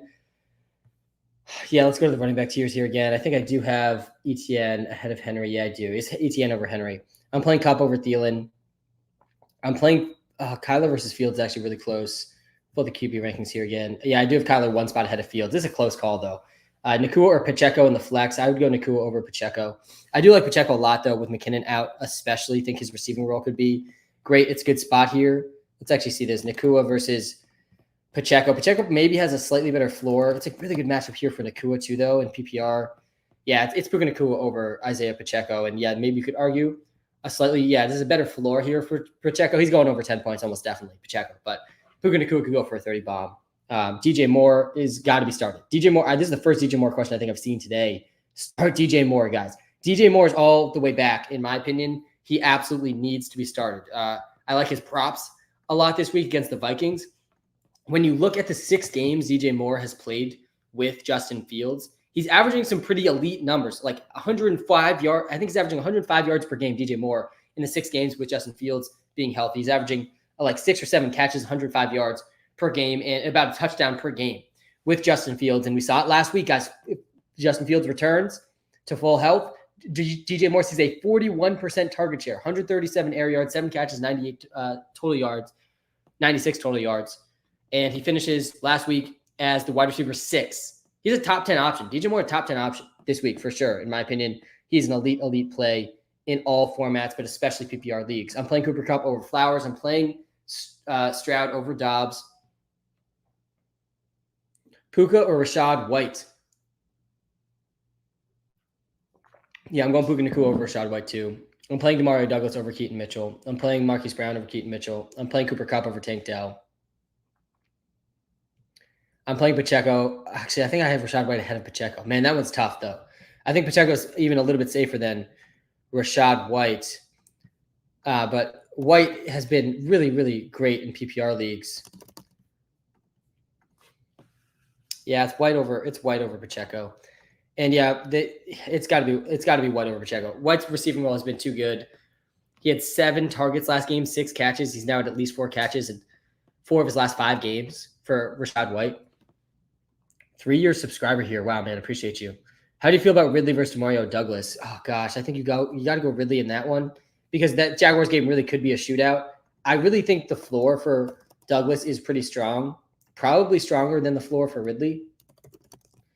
But yeah, we saw the ceiling from Ridley last week. Walter has Demario Douglas just barely ahead of Calvin Ridley here, both projected for 11.3 points. Look at the difference in these graphs. This is what it looks like when you have a not large range of outcomes, right? A decent floor, but not that high of a ceiling here for Demario Douglas in a game that has one of the lowest over-unders of the week. 34-point over-under in that Patriots-Colts game. Part of the reason I really like the Pats defense in DFS. And then Calvin Ridley, like he could easily go under 5 points, but he also, like we saw last week, he could pop off over 25 points. He was the wide receiver 1 last week with 31. I would go Ridley over Demario Douglas, excuse me.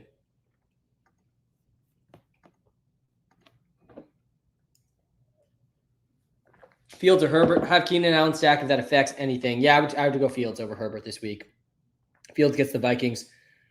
Herbert gets the Ravens. I'll pull the QB rankings. They're actually back-to-back here. The rankings have been up, actually. I have them back-to-back in my rankings, but yeah, I would go Fields over Justin Herbert. Edwards or Henry? Got to go Henry over Edwards. Kyler or Lawrence? Got to go Kyler over Lawrence. And Njoku or Schultz? Yeah, I'm going Njoku ahead of Schultz this week. I'll pull up the tight end rankings here.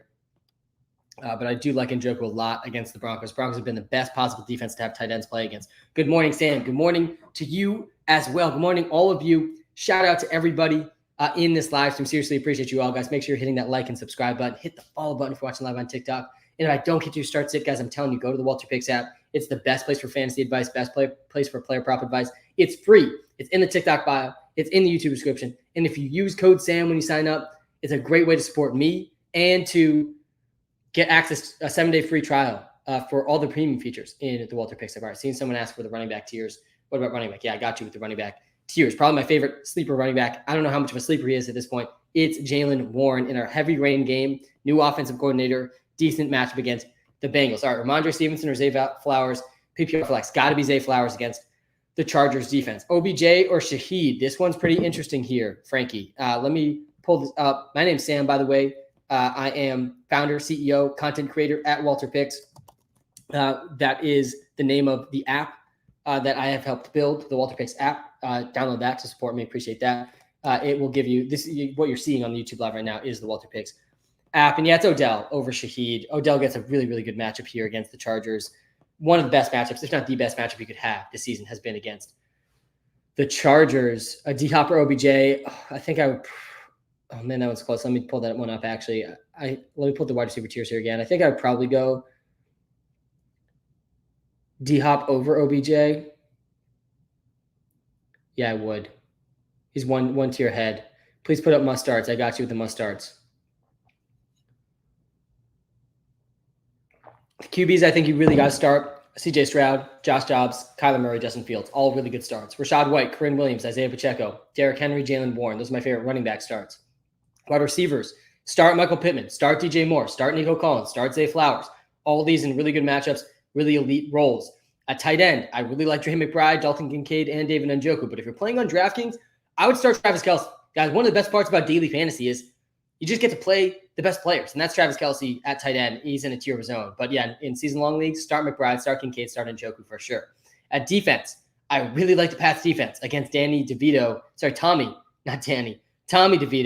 against the Pats. Rookie quarterbacks have always been crushed by the Patriots. I do like them to cover the spread and beat the Giants pretty handedly today. The Steelers defense against the Bengals in a heavy rain day against Jake Browning.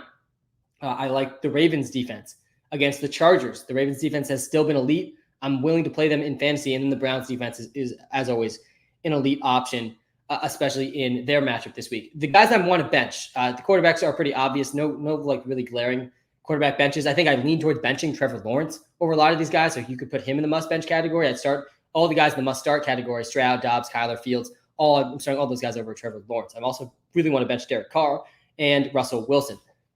At running back, I want nothing to do with Gus Edwards still in a guy that I've benched for 4 straight weeks, and he has just dominated that decision. I mean, he's scored 9 touchdowns in his last 7 games. I still don't want him, though, in PPR leagues. He does not catch passes. He doesn't have a game over 2 receptions this season. James Cook, you cannot start James Cook against the Eagles. Alexander Madison, I have no faith in him. He was outplayed by Ty Chandler last week. Najee Harris, I have absolutely no faith in him. He's been outplayed by Jaylen Warren every game this season, and there's a new offensive coordinator in town. Put the pieces together. Najee Harris cannot be trusted this week at all. Devin Singletary, Dameon Pierce is back. Do not start Devin Singletary or Dameon Pierce. Cortland Sutton, Jerry Jeudy. These guys cannot be trusted against the Browns. The Browns have had the second best defense against wide receivers for fantasy this season. Both these guys could go under 5 points this week. Tyler Boyd cannot be started. It looked like Jake Browning had a better connection with Trenton Irwin than Tyler Boyd in his last outing. And maybe that's something to do with them playing on the practice squad together most of the season. Deontay Johnson cannot be trusted in a heavy rain game. Jacoby Myers, haven't seen any questions about him. He can't be trusted against a good Chiefs secondary. Pat Freiermuth, Jonnu Smith, Chico Okonkwo, don't want anything to do with them. Texans, Rams, Eagles defenses, I want nothing to do with those guys either in fantasy. Douglas or Rashee Rice. Yes, let me pull my wide receiver tiers here on the TikTok live. I do like Jamario Douglas over Rashee Rice. Rashee Rice is interesting with Kadarius Toney out, with McCole Hardman out, with Jerick McKinnon out. We just haven't seen the consistency, though, from Rashee Rice for me to be all in on him this week. I do expect a relatively huge Travis Kelce game and then a big Isaiah Pacheco game as well. Guys, if you're watching live on YouTube, hit the like button, hit the subscribe button. All right, let's get to this comment here. Amazing Sunday, sir. Sam, how we doing? Luke, should I start full PPR? Javonte, Sutton, or Khalil Herbert? Yes, Javonte here. Do not start Sutton in a really elite, against a really elite Browns secondary. Tiaje Spears or Deontay Johnson? Oh, gosh. I think you probably go Deontay here, but it's close. If this is PPR, I probably would go Deontay. All right, I got the free player prop for you guys today. Let me pull up his game logs here before I get to it. I see some people commenting about the free player prop. We are 20 wins and 7 losses on the free player props on these live streams this season. It is hard to get better than that. And I got the first under today of my season on these free player props. It is Chig Okonkwo, under 2.5 receptions. Guys, Chig Okonkwo has not had a game with more than, let me scroll over here to the reception lines. He does not have a game other than one with more than 4 receptions. He's gone over this line in most of his games. But we look at last week, and Chig Okonkwo ran his last game last week. He ran 6 routes. This was a game the Jaguars were crushing the Titans. This was a good game script, theoretically, for Chig Okonkwo. And he was out there on less than a third of the passing plays. He was out there just about a third of the snaps, his lowest snap percentage, his lowest route participation of the season. He had just 2 targets. You're setting his line at 2.5. He only had 2 targets last week, guys. He could only have 2 targets this week, and that's an auto win on this player prop. He could get 3, 4 targets. He still can win on that prop against a defense, the Carolina Panthers, that ranked top 10 against tight ends this season. So, yeah, Chig Okonkwo, he's the free player prop of the day, under 2.5 receptions. Cash this one. Also, as always, guys, if you haven't yet, a really good way to support me and the brand, check out the Pick'em game on Sleeper. If you use code Walter when you sign up, you can find this prop on Sleeper, Chig Okonkwo, under 2.5 receptions. All first depositors on Sleeper also, you get a free prop at half a passing yard when you sign up. So you get half a passing yard for a quarterback And then you get Chigo Konku under 2.5 receptions. Plus, they will match your deposit up to $100 when you use code Walter. The code to the Pick'em game and Sleeper app is in the YouTube description if you're watching live on YouTube, or just go download the Sleeper app, use code Walter when you deposit, and you'll get the free deposit match, you'll get the free player prop, and then cash with Chigo Konku under 2.5 receptions. All right, moving on, getting back to some of these start sits, getting back to some of my takes for this week. All right, you skipped me. Help. Start 3, Kupp, Pittman, Stevenson, Bijan, Deontay Johnson. Yes, start these first 2. And then Stevenson versus Bijan is close. I would not start Deontay Johnson here. Deontay Johnson playing in a game with heavy rain and playing still. I know there's a new offensive coordinator, but still he's playing with Kenny Pickett. And that's not great news for Deontay Johnson. So it's between Bijan and Stevenson. I think this one is probably going to be Stevenson in a good matchup against the Giants. I think it's probably even closer, though, than what Walter's saying here. I do kind of want to start Bijan, but the Saints have only allowed one running back to go over 20 points, and that was when Travis Etienne scored 2 touchdowns against them. The Giants, meanwhile, have been absolutely crushed on the ground this season. They've been, I think they've let up 3 or 4 games over 20 points. And Mondre's coming off some pretty elite usage games too. So yeah, I think I'd go Mondre over Bijan. Yeah, we've seen 1, 2, 3, 4, 5, 6 games over 20 points against the Giants, only 1 against the Saints. So yeah, go Mondre over Bijan for that reason. All right, let me pull up the running back list here. I'm seeing a lot of running back questions. And guys, I'm seeing a lot of Jaylen Warren questions. Start Jaylen Warren. Jaylen Warren is an elite start today. There is a new offensive coordinator, and you got to expect that offensive coordinator to want to play the guy who's averaging 6.2 yards per carry over the guy that's averaging 3.9 yards per carry. He's also averaging more yards per catch. Jaylen Warren is just so far better than Najee Harris. It's been so clear this whole season. And Jaylen Warren's also coming off a game where he was the running back 2 last week. He had 24 points against the Browns. Now he gets a better matchup against the Bengals in a heavy rain game where you got to think they lean more on the running backs with a new offensive coordinator who you got to expect to play the more efficient running back a little bit more. So yeah, I really like Jaylen Warren this week for sure. I think he's a top 15 play for me this week. I'm starting Jaylen Warren over James Conner. I'm starting over Bijan Robinson, over Ramondre Stevenson, over Javonte Williams, over Jerome Ford as well. Hey, Sam, I really need your help. Who should I bench, JT, Bijan, or Swift? Yeah, you bench Bijan here. You're playing Swift and JT over Bijan. Also, would you play Taysom Hill or Likely? Full PPR. Thanks. Yeah, so Taysom Hill versus Likely is definitely a close call. I do think I have Taysom ahead of Likely, and I do.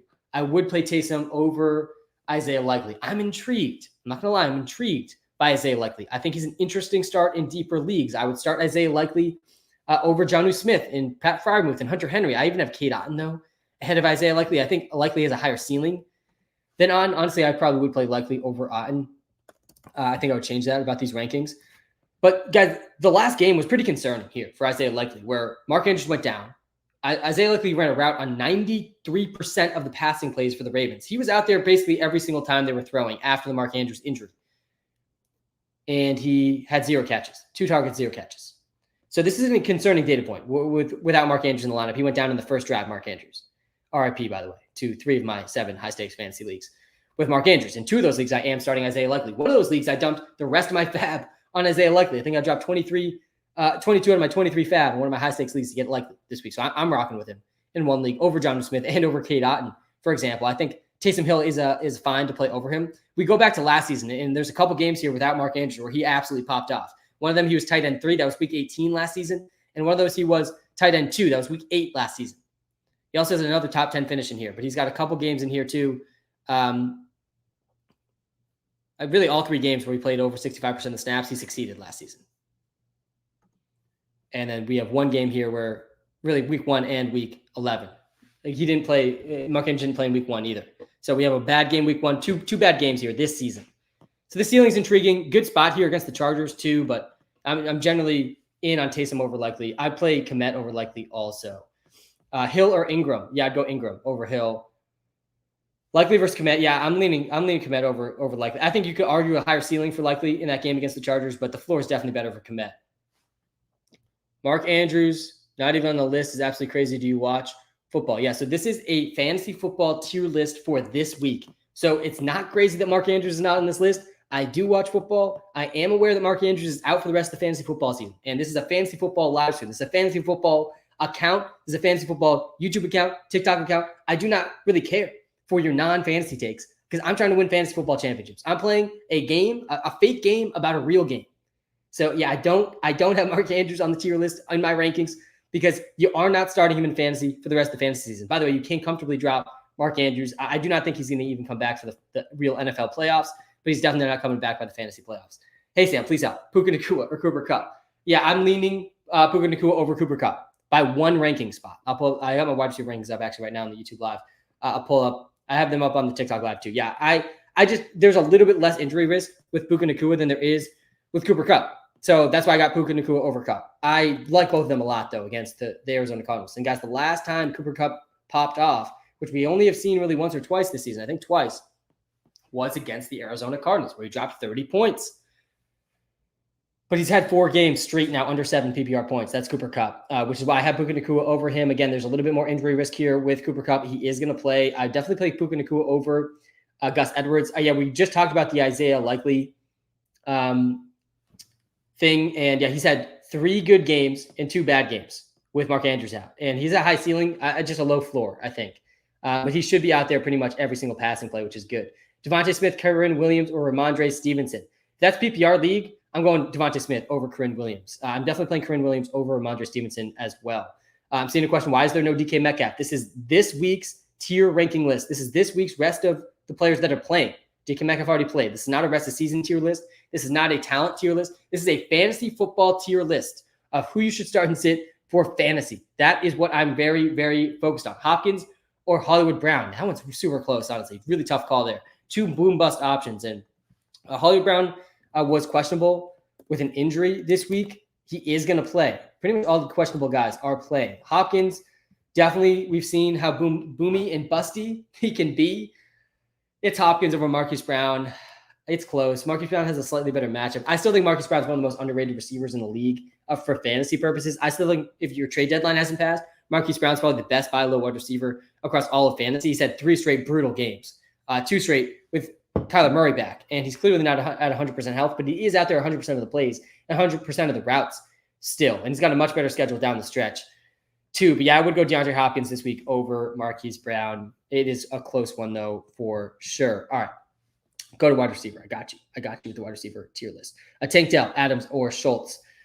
Yeah, it's Tank Dell over Adams. It's Tank Dell over Schultz as well. Devontae Adams is seeing elite usage, but you got to be pretty concerned for the entire Raiders offense today, guys. The Chiefs defense is a legit defense in the NFL. One of the best defenses, probably top 5 defense in the NFL this season is the Kansas City Chiefs. Not great news for Devontae Adams. They are ranked 7th best against receivers this season. Devontae Adams had a 34% target share in his last game. Before that, a 52% target share. So I'm not saying you have to bench Devontae Adams in all spots, but I would start a decent amount of guys over Devontae Adams given his difficult matchup. I have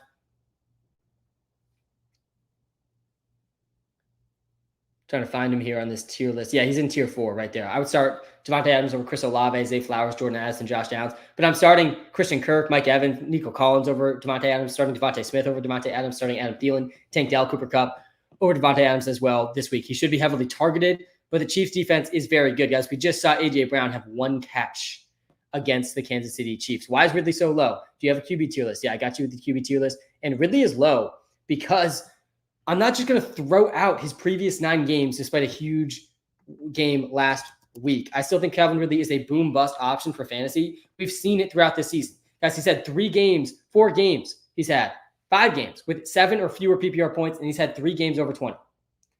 That is as boom and bust as it gets. It could be a shootout today against the Houston Texans. Calvin Ridley is absolutely a decent upside option, but just don't lose sight of the fact that he also has a low floor. That is Calvin Ridley. Hey, I'm unsure what to do here. Josh Downs or Ridley. Yeah, that's a close one. And it definitely is a floor ceiling play. I think Ridley has a higher ceiling than Josh Downs. I generally do like to side with the guy with the higher ceiling.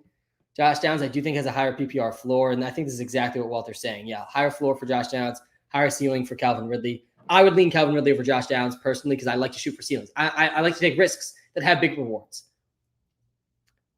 But if you want to play it safe, then it's Josh Downs. In a PPR league, I do think Downs is the safer play over Ridley. He has a higher floor, but a lower ceiling. Cooper Kupp or Kyren Williams? Yeah, I'm going Kupp over Kyren. Warren or Ridley? I'm going Warren over Ridley for sure. Why Javonte over Ford? Do I start Ridley over both? I think you could start Ridley over both. Let's do this comparison here in the YouTube Live. We got Ridley, we got Javonte and Ford. And Ford is a good matchup against the Broncos. The problem is Jerome Ford is getting vultured by Kareem Hunt in the goal line situations. He's very unlikely to score touchdowns because of Kareem Hunt's role in that offense. And that definitely limits his floor and ceiling a decent amount. I still think Jerome Ford is a solid floor option because he's going to get 10 to 15 carries. He's going to be efficient against the Broncos, and he can catch passes also.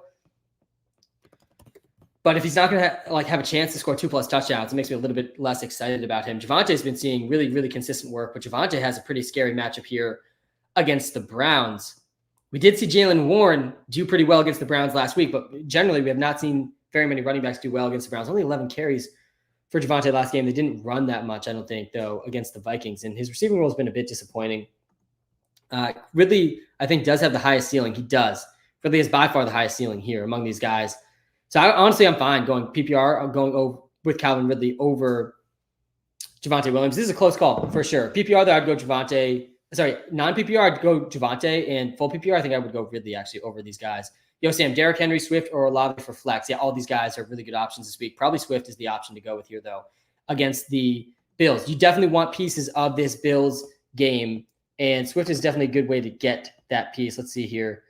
Between him, Derrick Henry, I would play him over Henry for sure in PPR. And Olave honestly might win this one. Let's see in a PPR league. Olave does just barely edge out Swift. I think I would play Swift over Olave, though, just given the matchups between the two. But no Michael Thomas for the Saints is definitely big for Chris Olave. Our running back tier list. Yeah, I got you with the running back tier list. And we'll go to wide receivers next if you're watching live on TikTok. Guys, if you're watching live on TikTok, hit the follow button. If you're watching live on YouTube, hit the like button, hit the subscribe button. I really do appreciate it. We're just getting started still here. We're not even halfway through the live stream. We still got another full hour to go. I'm going to get through so many start sits. I'm going to get through every single game. We're going to talk about basically every single player.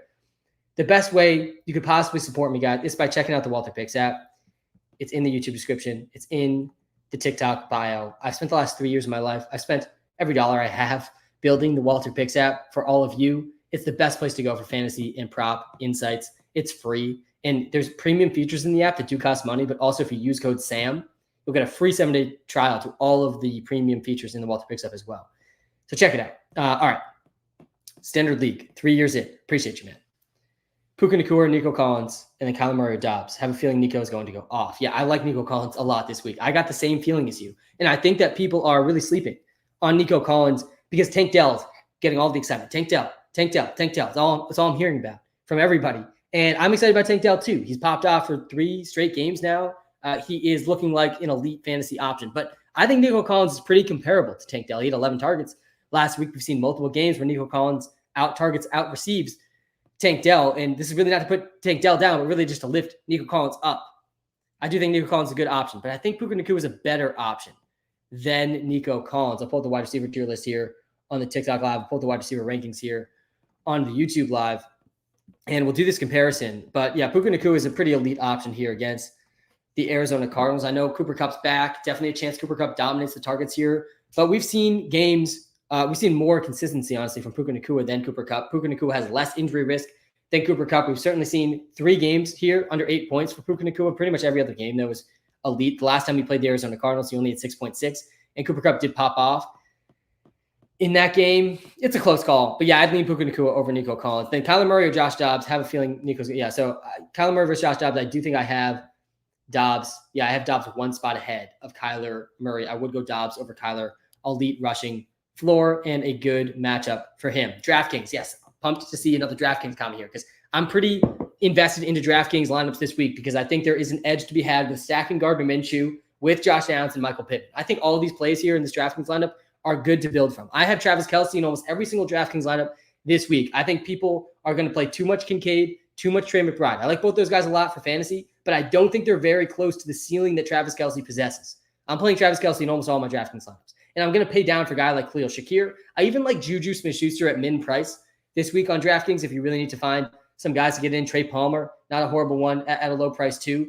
But I don't even need to pay lower than Khalil Shakir. Khalil Shakir definitely has slate-breaking potential like we saw last week. Khalil Shakir had 200 yards.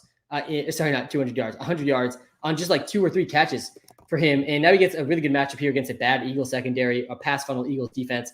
And yeah, 116 yards on 3 catches. I think he had like a 75-yard touchdown against the Jets last week. I do like Khalil Shakir at his price this week. I do think he's earned, look, you can see he's earned a more consistent role. Over 70% of the snaps, 3 straight games here for Khalil Shakir. He might be ahead of Gabe Davis in the pecking order for the Buffalo Bills.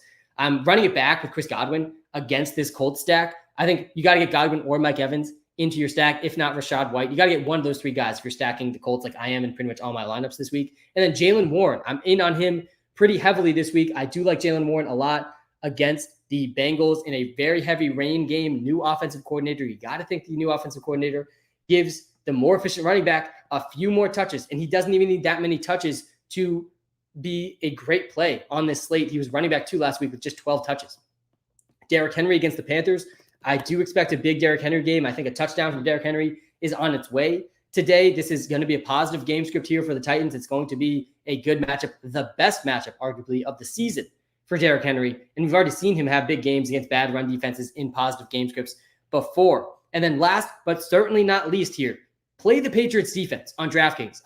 This is too obvious of a play here against Tommy DeVito, rookie quarterback. The Patriots own, Bill Belichick owns rookie quarterbacks. There's basically no chance for the Bills in this one against the Pats defense. All right, what about Connor for Arizona? Yeah, I do like James Conner. Hey, Sam. I think James Conner's a high floor, kind of low ceiling play against the Rams. Mixon, Olave, Nico in the flex. Yeah, I think I do have Nico ahead of Olave. I played both these guys, I think, ahead of Mixon. Yeah, I do. I would go Nico Collins over Chris Olave today. I do like Nico Collins a lot. I do not have defense rankings for you, but I will shout out a few defenses that I like. And the Patriots defense is probably my favorite that I like. I also really like the Browns and the Steelers defenses today as well. Top of the morning, Sam, top of the morning to you. Xavier, heavy favorite. Bench Waddle and Garrett for Corinne. I know. Let it ride or start Flowers over Corinne. Flowers over or Devontae McBride or Dalton. I do have McBride, I think, one spot ahead of Dalton Schultz. It's a very, very close one, though. I think Flowers versus Corinne Williams is a really close one. Let's do this comparison quick.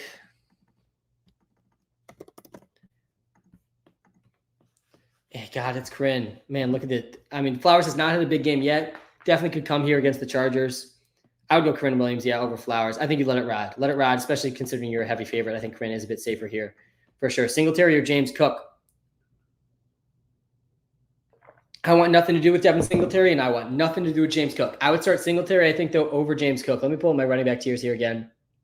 I think that I do like – actually, I have Cook ahead of Singletary. The matchup for Cook is scary, though we did just see Isaiah Pacheco do okay against the Eagles. And we are seeing James Cook coming off one of his best games of the season. He had 17 carries last week. Oh, God, it's James Cook. It's James Cook over Devin Singletary. You can't start Singletary with Dameon Pierce back. Like, I think Dameon Pierce is going to get the goal line carries over Singletary for the most part. Hey, Sam, should I start both Pittman and Downs? Should I switch either one for Kupp or Douglas? Yes, switch Downs for Cooper Kupp. Start Cooper Kupp over Josh Downs, 100%. I would start Josh Downs over Demario Douglas, though. I would. KC or Cleveland defense? Both good options. Start the Cleveland defense, though. Start the Browns defense for sure against the Denver Broncos. I think they're the number one defense this week. Hey, Sam, start Derrick Henry over Swift, Collins, or Corinne? Nope, I wouldn't start Derrick Henry over any of these guys. And I do like Derrick Henry a lot this week, but I'm not starting Derrick Henry over Corinne Williams. I'm not starting him over DeAndre Swift. I'm not starting him over Isaiah Pacheco. Or I think I maybe would start him over Josh Jacobs, honestly, with Josh Jacobs in a tough spot against the Chiefs. But it's close. Bijan, Corinne, Mixon, start one. Yeah, it's Corinne over Bijan. It's Corinne over Mixon. Warren or Edwards? It's got to be Jaylen Warren over Edwards. Jenna, good morning to you. PPR, flex one. Zay, James Conner, Jordan Addison. Yeah, so this one's between, I assume this is actually Zay Flowers. So this is actually close. Let's do this one quick here. I think I would play Zay over Conner, and then I think I would play Zay over Addison too. So I think the answer here is going to be Zay. But let's just do this comparison to be sure. Yeah, it is Zay Flowers. And we haven't seen the boom game yet, the big game from Zay Flowers. But these game logs are a little bit misleading for Zay Flowers because Zay Flowers had a 70-yard receiving touchdown called back last week for a phantom holding call. Maybe it was not 70, it was like 60. Whatever. It was a big receiving touchdown that would have made a 20-point game for Zay Flowers last week. And they called holding, and there was no holding. And I'm not one of these criticized penalties, but there was legit zero holding. They showed the replay. That would have been the biggest game of the season, biggest play of the season, biggest game of the season. Now we have Zay Flowers in his best matchup of the year against the Chargers. I think you go with Zay Flowers. I think he's a really, really good ceiling this week. I do worry just a tiny bit about the floor for him with Odell Beckham Jr. getting more involved. But yeah, I do think Zay Flowers is a great option. Hey, Sam, I have to start two of these guys, Kupp, Dell, or Thielen. Yeah, these are really good options to have to decide between. And I think I do have, I'll pull up the wide receiver rankings here again. All these guys are in my top 11. I would start Cooper Kupp and Tank Dell, though, over Adam Thielen. They're both, I got Kupp at number 9, Tank Dell at number 10, and Thielen at number 11. That's 9, 10, 11 here with that question. Stroud over Mahomes? No, I would go Mahomes, I think, over Stroud. Let me pull up the QB list here quick. Yeah, I have Mahomes one spot ahead of Stroud. It's not a crazy question, really. It sounds crazy, but it's really not that crazy. Hey, Sam, likely or odd PPR? Yeah, it's likely over odd. Likely has a higher ceiling than odd. Odd has a slightly better floor than likely. Likely is going to be out there almost every single passing play, though. With Mark Andrews out, it's a good spot for him against the Chargers as well. So, yeah, I like the ceiling for Isaiah Likely for sure. All right, let me pull up the wide receiver tier list again. Corinne Williams or Jamar at flex? Yeah, I would go Jamar over Corinne Williams. Ford or Hunt? Yeah, I like Ford more than Hunt. Hunt's more likely to score the touchdowns, but Ford's more likely to do basically every single thing. Enjoy the Sunday games, Kylo. Nico Collins or Cooper Kupp? I got Kupp over Nico. It's definitely close. In the flex, Sutton with a touchdown in every game but 2, or Amari Cooper, Deontay Johnson, or Khalil Herbert. Oh, gosh, man. I don't like Sutton against the Browns, but I think I'm okay starting him over Amari Cooper. I do have Amari actually ahead in my rankings. I would start Amari over Sutton personally. I would start Sutton, though, over Deontay Johnson and over Khalil Herbert. It's definitely close all around. But, yeah, I would rank these guys as Amari Cooper, then Sutton, then Deontay Johnson, then Khalil Herbert. We have not seen big receiving days against the Browns because the Browns' secondary is legit. I know Sutton scored a lot of touchdowns. He definitely could keep that streak going. Let me read you the receivers that have scored a touchdown, though, against the Browns this season. Odell Beckham Jr. scored against them. JSN, Tyler Lockett, Michael Pittman, Josh Downs all scored. George Pickens scored. 7 receiving touchdowns in 9 games against the Browns. That's not a lot. We've seen only 3 good games against the Browns all season, fantasy-wise. But, yeah, it's close. I'm fine starting Sutton over Amari if you feel strongly about it. I have Amari ahead of Sutton, though, in my rankings. Hey, Sam, Devontae Adams or Olave? It's got to be Olave over Devontae Adams this week. Devontae Adams gets the Chiefs. The Chiefs have allowed 1 player over 20 points in the wide receiver category.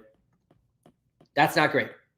Chris Olave gets a kind of difficult matchup as well against the Falcons, but there's no Michael Thomas this week. He's on IR, actually. He's out for a little bit now. Maybe the rest of the season. Wouldn't be that shocking. The Kansas City Chiefs defense has been very, very good. Let me read you some of these numbers. But A.J. Brown, for example, he had 1 catch last week. We saw Tyreek Hill have his worst game of the season against the Chiefs. He only had 12.5. Cortland Sutton only had 11 points. Jerry Jeudy didn't go over 15. The only receiver to go over 20 points this entire season against the Chiefs was Christian Kirk back in week 2. Amon-Ra St. Brown didn't do it. DJ Moore didn't do it. Garrett Wilson didn't do it. Jordan Addison didn't do it. Cortland Sutton, Jerry Jeudy didn't do it. Keenan Allen did not do it. Tyreek Hill did not do it. Jalen Waddle did not do it. A.J. Brown, Devontae Smith did not do it. Guys, the Chiefs defense is very, very good. Devontae Adams has a very cap ceiling and a lower floor than usual against the Chiefs. I would much rather Chris Olave over Devontae Adams this week. I would play Flowers over Devontae Adams. I would play Christian Kirk over Devontae Adams, Mike Evans over Devontae Adams. I think that all does make sense. All right, let's get back to some of these start-sit comments. Williams or Smith? Javonte Williams or Devontae Smith is what I assume you mean. I do appreciate first names and scoring settings. What are the scoring settings in your start-sit questions? That does help me give you better start-sit advice for sure. I would play Kyler over Justin Herbert this week. I would play Devontae Smith over Javonte Williams as well. Yo, Sam, Zay Flowers or Nico Collins, flex PPR? It's Nico Collins over Zay Flowers for sure. I like Zay Flowers matchup. I like Nico Collins more, though, this week. I do think Nico will get more targets than Zay Flowers this week. Rice or Davis? Yeah, I'm going Rice over Davis. I've seen enough. I've seen enough from Gabe Davis. And sure, Gabe Davis has an intriguing ceiling against the Eagles secondary in a game that should be high scoring. But we've now seen 2 donuts from Gabe Davis in his last 3 games. I mean, this is as boomy and busty as it gets in fantasy. We've seen 4 games under 4 points for Gabe Davis in his last 6. We also saw a 23-point game in that span. He's gone over 20 points 3 times, but he's gone under 4 points, under 6 points, like 5 times. As boomy and busty as it gets here with Gabe Davis. And yeah, it probably leans a little bit more boom than bust for Gabe, but yeah, I lean towards benching Gabe if you can. I will not be surprised if Khalil Shakir outscores him again this week. You got to start Cooper Kupp over Jalen Warren, even in non-PPR. I think it's Kupp over Jalen Warren. Bijan or Corinne in full PPR. It's Corinne Williams over Bijan for sure. DeAndre Hopkins or Keaton Mitchell to start flex PPR league. It's got to be Hopkins over Keaton Mitchell. I would definitely go Hopkins over Keaton Mitchell this week. I don't think it's that close. And I'm excited about Keaton Mitchell. I am. He only played a third of the snaps last week. That was his most of the season. Like, is he going to get more than 10 touches? I just can't confidently predict that. And Gus Edwards is going to be the goal line back over Keaton Mitchell. I'm definitely playing Olave over Mitchell. I would play Puka Nacua over Tank Dell. I'm playing Corinne Williams over Joe Mixon. I'm playing Nico Collins over Stevenson and Mixon in half PPR. Hey, Sam, for a flex in a PPR league, who would you pick? Deontay Johnson, Keaton Mitchell, or Greg Dortch? 16-man league, so it's a little rough. Yeah, I'm right there with you, Brent. I'm in a 14-team league, and it is absolutely brutal out there on the waiver wire. I'm out there picking up guys like Chase Edmonds in that league. And yeah, I think this one is Deontay Johnson. I would play Keaton Mitchell over Greg Dortch. I know Greg Dortch popped a little bit last week, and I wouldn't be that shocked to see that continue, but not confident enough in him to put him in the starting lineup, even in a 16-man league. Yeah, he played 75% of the snaps, 8 targets, 28% target share here for Dortch. Definitely worth holding on to in a 16-man league. But yeah, I'd play Deontay over him still. Honestly, I'm fine with going with the ceiling here with Keaton Mitchell. I do think Keaton Mitchell's ceiling is a bit more exciting than Deontay Johnson's. And this is a PPR league, though. I think you probably have to go Deontay. Here against the Bengals. All right, Kupp or Jalen Warren? Yeah, I think I got to that one. I would go Cooper Kupp over Jalen Warren. Still start chasing PPR. Yep, still start chasing PPR. I'm playing Warren over Stevenson. Gus or Ramondre? I would lean Mondre over Gus. I'm playing Jalen Warren. Actually, Jalen Warren, Derrick Henry, Zay Flowers. That one's close. We got Flowers, Edwards, and Godwin here. I would go Flowers over Edwards and Godwin. Jalen Warren versus Derrick Henry, I think, is a close call. Let me pull the running back tier list here again. And I do have Derrick Henry ahead of Jalen Warren.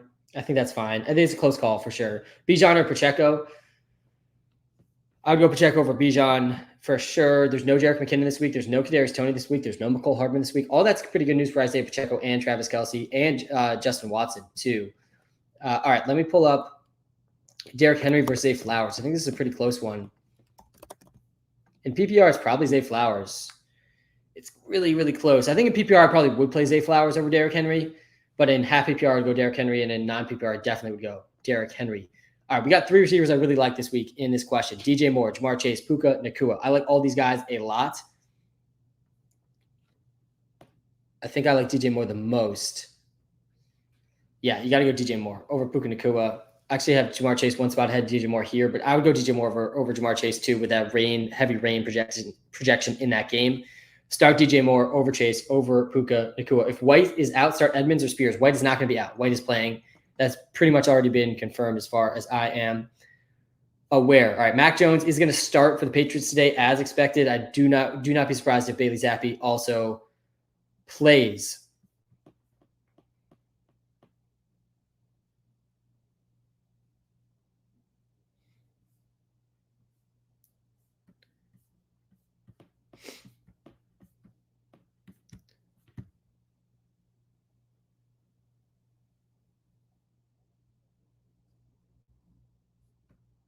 All right.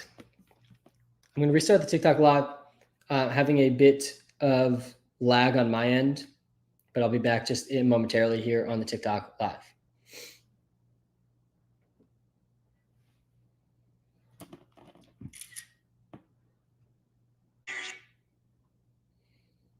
And we'll get back to some of these comments in the YouTube live as well.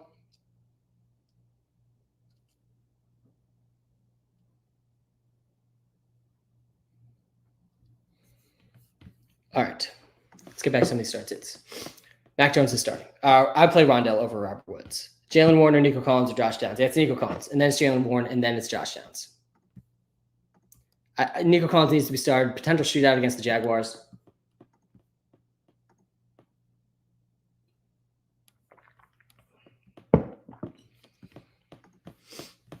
Olave under or over half a touchdown. I'd probably take him under half a touchdown. Hey, Sam, need to win this week to stay in playoff contention. Jamar or Olave in a PPR league. It's Jamar, man. It's Jamar over Olave. I'm scared about Jamar a little bit with heavy rain, Jake Browning, but there's no T. Higgins. Jamar Chase is going to see at least 25% of the targets, if not more. I mean, it wouldn't be shocking to see him get 35% of the targets in this game. Jamar Chase is still an elite receiver in the NFL. Olave is also an intriguing play this week with no Michael Thomas, but the matchup is definitely better for Chase here than it is for Chris Olave. Calvin Ridley is not a great start. He's a high ceiling, low floor start. I would not shove him into your starting lineups. I would start DeAndre Hopkins, Chris Godwin, Josh Downs, Jordan Addison, Zay Flowers, Chris Olave, all over Calvin Ridley, for example. Josh Jacobs or DeAndre Swift? Yeah, Swift over Jacobs, I think, in PPR. I actually don't even know if my running back rankings reflect this. I think I probably have, I got to move Josh Jacobs down here a bit in these rankings. I would start, I'm going to move him down here to 13.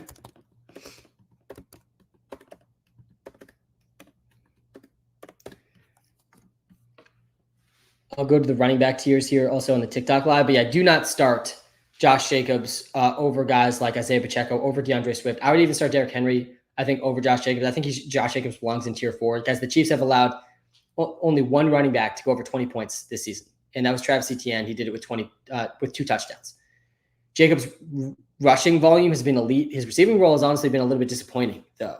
So I'm okay benching Josh Jacobs for some other elite options this week. Derrick Henry in a good spot against the Panthers. DeAndre Swift in a pretty good spot against the Bills. Isaiah Pacheco in a great spot against the Raiders.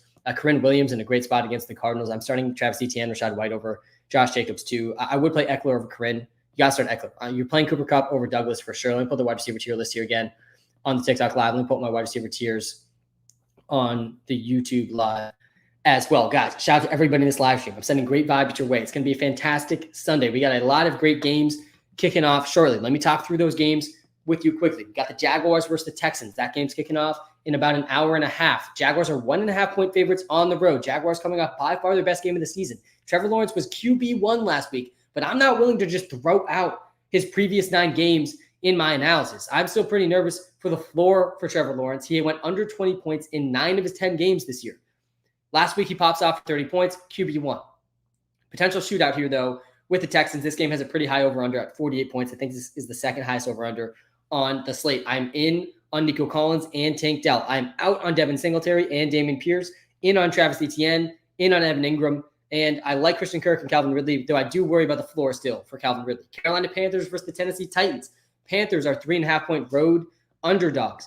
This game has a pretty low over-under. I like Derrick Henry a lot. I think Hopkins can be started in a pinch. I think Adam Thielen can be trusted in this game. Everybody else cannot be trusted. The Patriots, 4.5 point favorites at New York against the Giants. I think they should be favored by more than this against Tommy DeVito. This game has the lowest over-under on the slate today. Going to be a low-scoring, ugly game. Mac Jones is expected to start. Demario Douglas is fine to start in PPR leagues, but his ceiling is pretty capped in a game that is not going to be very much scoring. Ramondre Stevenson's a decent option.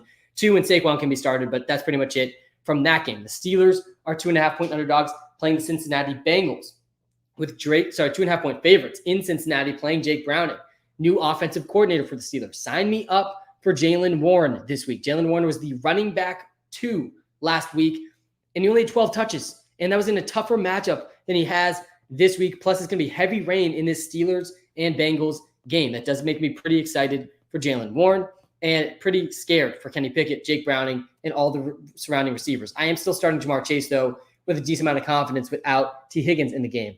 Eckler or Kupp, I would go Eckler over Kupp. Jerome Ford is a decent start, seeing that comment as well. All right, let's go through the rest of the games here. We got the Buccaneers playing the Colts. I am pretty heavily invested in the Colts passing offense on DraftKings this week. Stacking Gardner Minshew with Josh Downs and Michael Pittman. I like all 3 of those guys, Pittman being my favorite.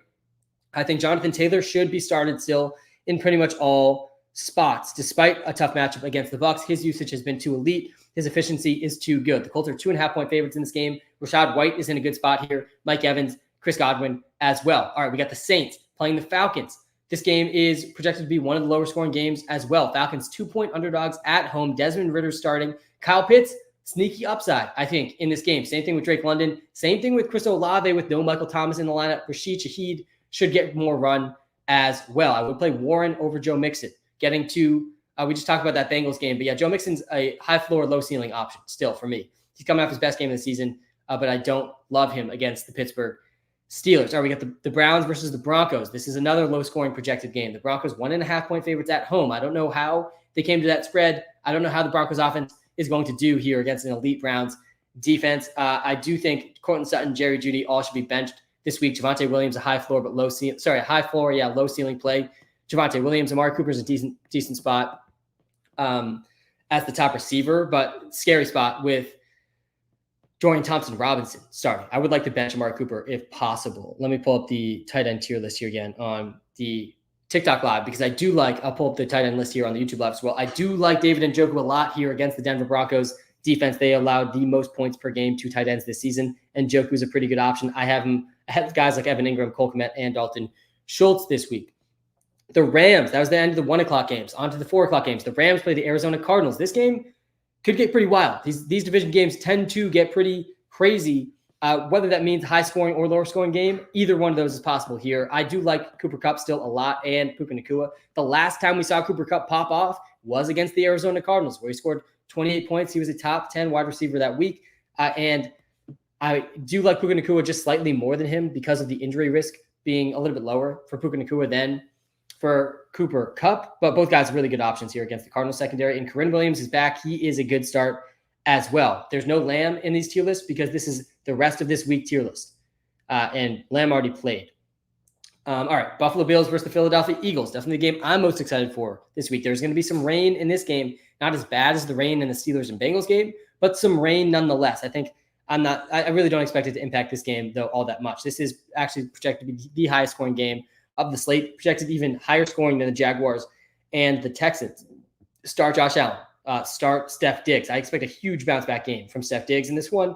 He's my wide receiver 1 this week over A.J. Brown, who I also think will bounce back here against the Bills. The Eagles are only 3-point favorites at home here against the Bills. Dalton Kincaid, a really good start. I don't want to start James Cook, really, if I don't need to. I think DeAndre Swift is a pretty elite start. Devontae Smith, an elite start again with Dallas Goedert out. Devontae Smith went over a 35% target share in his first game without Dallas Goedert last week so far this season. Then we got the Chiefs playing the Raiders. Isaiah Pacheco in a smash spot here. No Jerick McKinnon, no Kadarius Toney, no McCole Hardman. That is good news for Pacheco. I think it's good news for Kelsey, too, who's by far my tight end 1 this week. I still have him far ahead of Hawkinson, Kincaid, and McBride. The Raiders side of the ball, I'm pretty nervous for everyone in this offense. Josh Jacobs is a really low ceiling this week. Only one running back is over 20 points against the Chiefs. Chiefs defense has been elite. Similar stuff with the receivers. I'm nervous about Devontae Adams against a good Chiefs secondary. We saw A.J. Brown score just 2 points last week. All right, we got the Ravens and the Chargers then playing tonight. Another game I'm very excited for. Another game that's projected to be extremely high scoring. Start Zay Flowers, start Lamar Jackson, start Isaiah Likely if you're in a pinch at tight end.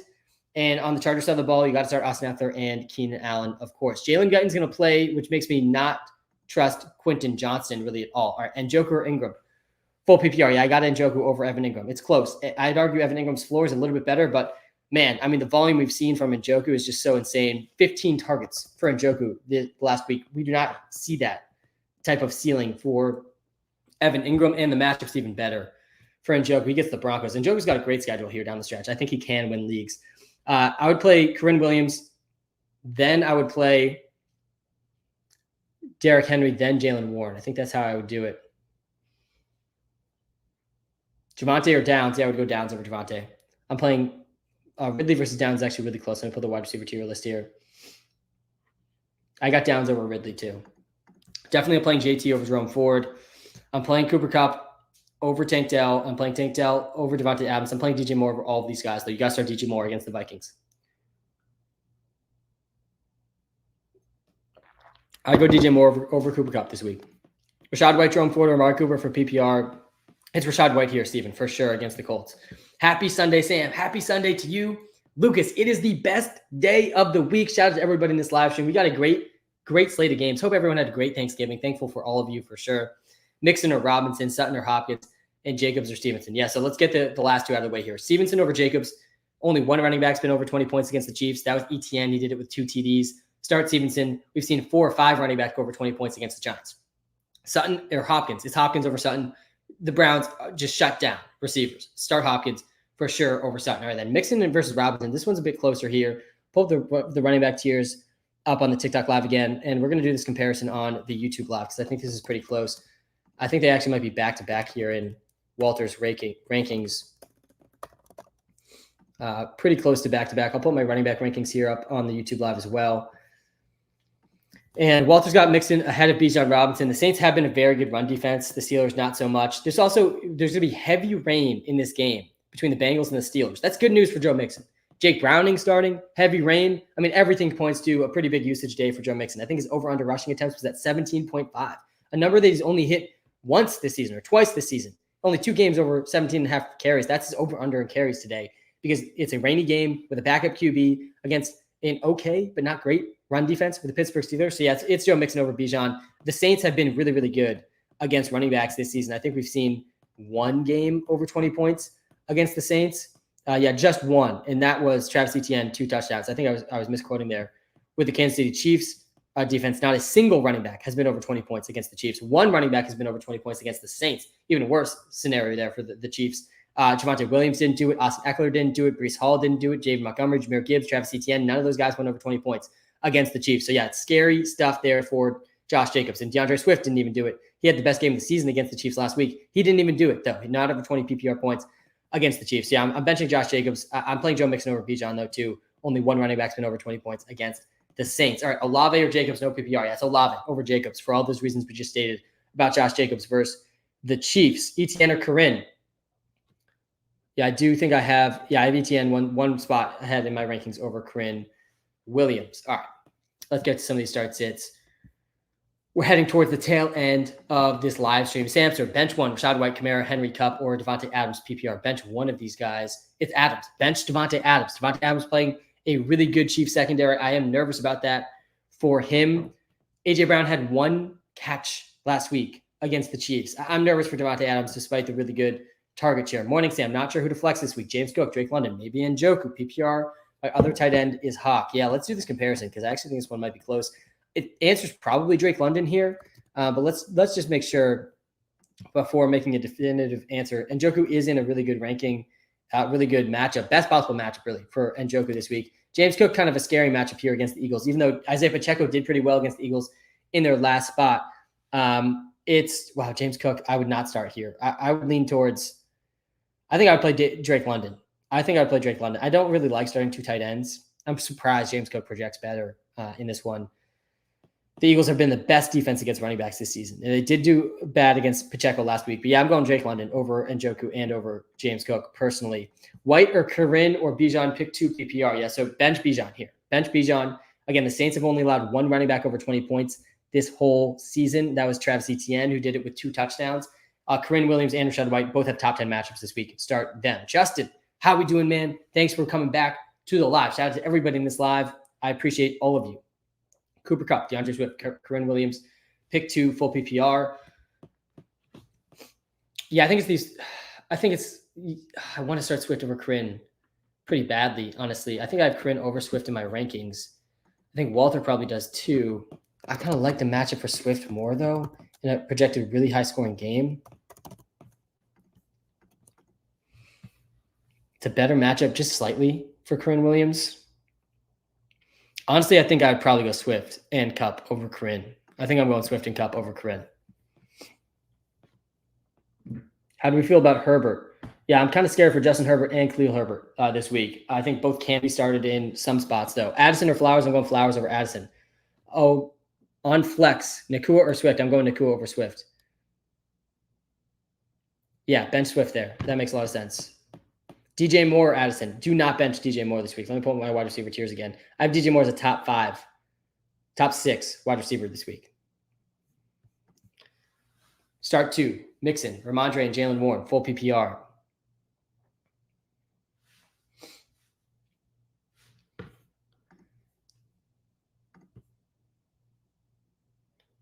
Yeah, it's Mixon and Warren. I'm starting Mixon and Warren over Ramondre Stevenson. Good matchup for Ramondre. I think it does make sense, though, with Warren and Mixon ahead of him. I'm playing Flowers over Bijan. Again, Bijan does not have a huge ceiling this week against the Saints, who've allowed only 1 running back over 20 points. Sam, love the Walter Picks app. Thanks, man. Start 1, Zay Flowers, Hollywood Brown, or Nico Collins.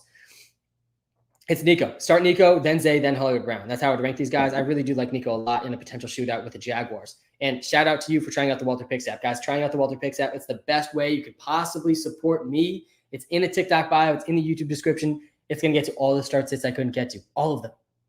It's going to get to all the player prop insights I couldn't touch on the live stream too. By the way, the free player prop of the day, it is Chig Okonkwo, under 2.5 receptions. I have hit 20 wins and 7 losses on the free player props on this live stream. Chig Okonkwo had his lowest usage day of the season last week, and they did not move his prop line enough. He only ran 6 routes in his last game. The screenshot's from the Walter Picks app, by the way. If you're watching live on TikTok, if you're watching live on YouTube, you're seeing the screenshot as well of Chigo Konku game logs in the Walter Picks app. Again, the link to the Walter Picks app, it's free. These game logs are free in the YouTube description, in the TikTok bio. He ran 6 routes. Only 30% of the dropbacks was Chigo Konku running a route last week. 2 targets.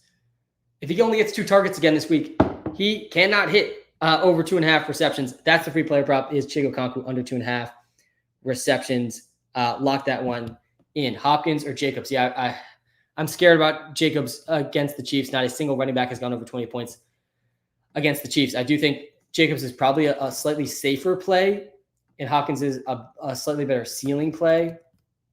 But I think you probably have to go Jacobs here. Yeah, it's Jacobs. It's Jacobs over Hopkins. The offensive line for the Titans is really just crumbles the whole Titans offense.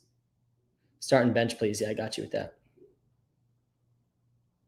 McBride or Evan Ingram PPR? I'm going McBride over Ingram. Kyler Murray, Justin Fields. Yeah, this one's close. I like both of them a lot this week. I do have Kyler one spot ahead of Fields. I would not knock you going either way between Kyler and Fields. Obviously, a long history of Kyler versus the Rams. And Kyler's running enough that's why I do have him one spot ahead of Fields. Fields had 18 carries, though, last week, man. He looks like he's going to be running like he did at the end of last season. Honestly, the more I think about it and the more I look at this Justin Fields game log, where Justin Fields was our QB8 last week, he had 18 carries, 104 rushing yards. He didn't score a rushing touchdown. He didn't pass. He only had 1 passing touchdown. He gets a pretty good matchup here against the Vikings. It's really close. I do lean Kyler over him, but I do like Fields a lot too. Start Josh Jacobs or Corinne. It's definitely Corinne over Jacobs. Why bench Gus Edwards? Because Gus Edwards is touchdown dependent. And yeah, man, he's been good at scoring touchdowns. But the game where he doesn't score a touchdown, he's going under 6 fantasy points. I mean, he doesn't catch passes. He doesn't have a game with more than 2 receptions in his career. Gus Edwards. So yeah, in PPR, I prefer to bench Gus Edwards. And granted, take that one with a grain of salt if you have Gus Edwards, because I've been telling people to bench Gus Edwards for like 6 straight weeks now, and he leads the league in touchdowns in that time frame. Khalil Herbert or Calvin Ridley? Yeah, I would go Ridley over Herbert. I would play Nico over Pacheco, but it's close. I do really like Isaiah Pacheco a lot this week. There's no Jerick McKinnon. There's no Kadarius Toney. There's no McCole Hardman. The Raiders are going to get crushed in this game, and they're 9-point favorites, the Chiefs. And Pacheco is coming off a pretty impressive game against the number 1 run defense, the Philadelphia Eagles. All that being said, though, I really think you got to start Nico Collins in PPR. I would play him over Mike Evans. I like Nico Collins over pretty much everybody. This week, I'm playing Nico Collins over guys like Mike Evans, like Christian Kirk, like Devontae Adams. I'm playing Nico Collins over Chris Olave, Zay Flowers, Jordan Addison, Josh Downs. I'm playing Nico Collins over all these guys. James Conner or Javonte Williams? Yeah, I'm going Conner over Javonte. Sutton or Singletary? It's Sutton, I think, over Singletary. I don't know, honestly. Let's do this comparison. It's close. I really don't want either of these guys. Sutton has a horrible matchup against the Browns. Singletary's in a tough spot with Dameon Pierce returning. Singletary's not going to see the usage he's seen in his last few games. Sutton's on a touchdown streak, but that probably ends here with the Browns. And yeah, PPR at Sutton. It's Sutton over Singletary. Ramondre, Connor, or Ford?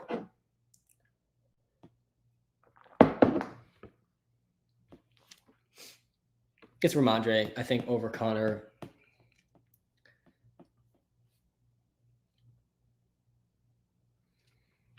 It's really close. Let's actually see what Walter says. They both have – Ramondre is a better matchup, but a lower projected scoring game overall. Like, I think Connor still has a better chance at a touchdown compared to Ramondre. Yeah, it's Mondre. It's Mondre over Connor. Do I go Nico over Corinne? Also, would people think I'm crazy for McBride over Hawkinson? Yeah, you can't play McBride over Hawkinson. As good as McBride's been, Hawkinson's been even better. And then you got to go Nico over Corinne. I think you should do that. I'm sorry if you already gave me an answer. Had to change my kid's diaper. I got you, Jordan. DJ Moore, Adam Thielen, Chase, and full PPR can only start 2. Yeah, so it's DJ Moore. And then between Thielen and Chase, it's a really close call. I do have Chase over Thielen. There's going to be heavy rain in that Bengals-Steelers game. Adam Thielen has a pretty good matchup, but I just can't get myself to start Adam Thielen over Jamar Chase, even with Jake Browning starting. I think Jamar Chase's ceiling is much higher than Thielen. Sanders, Pierce, or Chandler rest of season playoff stash? It's probably Chandler, honestly. I don't think Sanders is a good stash, and Pierce is probably not a great stash with how good Singletary was without him either. Madison just has not been good this season. Hey, Sam, pick one. Eagles D, Tennessee, Denver, Vikings. Bengals, Steelers, Giants. It's the Steelers. Play the Steelers defense against the Bengals. Bijan, McBride, or Najee Harris? It's Bijan here over McBride and over Najee Harris. Stroud or Fields? I got Stroud over Fields. Swift or Jonathan Taylor? It's JT. It's JT over Swift. I got JT in my elite tier 1 this week. Start Jonathan Taylor. CeeDee Lamb is not on this list because this list is the tier list for the rest of the players to play this week for fantasy. This is a fantasy football tier list, and it's not useful to have guys on the tier list that already played. This is for start-sit decisions today for fantasy. That's what I am locked in on for all of you. YouTube Live. We are nearing the point where I transition to only the TikTok Live. We're live on TikTok at Walter Picks for the next 30 minutes still. Shout out to everybody in the YouTube Live, guys. Seriously, appreciate you guys all so much. Make sure you hit that like and subscribe button if you're watching live on YouTube. In the next 5-10 minutes, we will be ending the YouTube Live, transitioning to just the TikTok Live. All right, good morning, Sam. Love the app. Thanks, man. Yeah, guys, the best way to support me is checking out the Walter Picks app in the iOS and Android App Store. It is free for all of you in the YouTube description, in the TikTok bio. Check out the app. I'm telling you, it's going to make you better at fantasy and better at player props. I'll pull up the wide receiver tier list, seeing someone asking for that in the TikTok Live. All right. Mixon, Stevenson, Dell, Flowers, appreciate your help. Thomas, I got you. By the way, a really good way to support me is give the app a 5-star review in the App Store. It takes you 20 seconds. No, not 2 seconds. It's 20 seconds to toss the Walter Picks app a 5-star review. I'm telling you guys, it helps me out so much. Helps the app out way more than you could ever realize. I do appreciate it if you can take 20 seconds to do that. It's free, obviously. A really good way to support me without spending a single dollar. All right, going to this question. You got to start Tank Dell and Zay Flowers here in PPR over Mixon and over Stevenson. I generally in PPR, I'd prefer to start receivers over running backs because they catch more passes. And that's good for PPR leagues. Tank Dell and Zay Flowers, really good options this week. Both Tank Dell's in tier 3 for me. Zay Flowers is in tier 4. Both really good options for sure and in good game environments. Singletary or Rashad White. Got to be Rashad White over Singletary, guys. Bench Devin Singletary this week with Dameon Pierce back. The other running backs I'm kind of concerned about this week, and then I think you should try to find better options than Bijan Robinson. He's playing the Saints. Only one running back has gone over 20 points against the Saints, and that was Travis Etienne, who did it with 2 touchdowns. We also have a tough spot here for Josh Jacobs against the Kansas City Chiefs. Not a single running back has gone over 20 points against the Kansas City Chiefs. I'm seeing someone ask for the play of the day. Let me touch on this one more time on the YouTube and TikTok lives before we focus exclusively on the TikTok live. Chig Okonkwo, under 2.5 receptions, is the free player prop of the day. By the way, the screenshots from the Walter Picks app. It's free again in the TikTok and YouTube bios. All right. I'm going to get to this fantasy dude question in a second here too. But Chig Okonkwo, he ran 6 routes last week. He had 2 targets, and they are setting his line at 2.5 receptions. And this was in a game where the Jaguars were crushing the Titans. The Titans were in a pass game environment, and they still barely played Chig Okonkwo, his lowest usage of the season, only 2 targets. Lock this in, under 2.5 receptions for Chig Okonkwo. We are 20 wins and 7 losses at this point in the season for the free player props on this live stream. All right, I'll go back to the tier list here for all of you guys on the TikTok live. All right, Cooper Kupp or Tank Dell? Yeah, fantasy dude, man. This is a really tough one. And I will be telling you to start Cooper Kupp over Tank Dell. I'm interested to see if Walter agrees. Walter actually disagrees. Walter has Tank Dell ahead of Cooper Kupp. And man, the ceiling's been so elite for Tank Dell. And it's another good game environment here. Potential shootout, right, between the Texans and the Jaguars. The Cardinals, Jaguars, similar in terms of defense versus receivers, but you look at the Cooper Kupp game logs and you look at his last good game, and it's got to make you a little bit intrigued. Playing the Arizona Cardinals, the last time Cooper Kupp did well, guys, was against the Arizona Cardinals. He had 28 points. He was a top 4 wide receiver that week in fantasy. There's certainly injury risk with Cooper Kupp, like we saw in his last game. He only played a third of the snaps. He picked up, I think it was a hamstring injury. I actually don't remember exactly what the injury was. I'm sure this news section will help me out. It was ankle. Picked up an ankle injury. He didn't practice much this week. He is going to play. Walter's saying Tank Dell. I have Cooper Kupp ahead of him, I think, in my rankings. Actually, don't. Actually, I do. I have Kupp 1 spot ahead of Tank Dell. Oh, gosh, this is a tough call here, man. I'm playing Cooper Kupp, though, over Tank Dell personally. It's really close. It's definitely really close. Good pre-noon, Sam. Would you trade away Pittman and Sutton for Mike Evans? No. I would rather Pittman than Mike Evans rest of the season. I'm pretty sure Pittman has a really good rest of the season schedule. Keep crushing it, my dude. You as well, man. I appreciate you a lot. All right, Hubbard or She Rice at flex. Yeah, I'm going with She Rice. Want nothing to do with Chuba Hubbard. All right, YouTube Live, guys. We are wrapping up the YouTube Live. I really appreciate all you guys so much. Make sure you hit that like and subscribe button. We are still going to be live for the next 30 to 45 minutes over on TikTok at Walter Picks. So come there if I didn't get your start sit, or go to the Walter Picks app if you need start sit advice as well and you can't come to the TikTok live. Guys, time is the most valuable thing we have. Thank you for spending some time with me today. Good luck, everybody. I'll be back live Thursday night.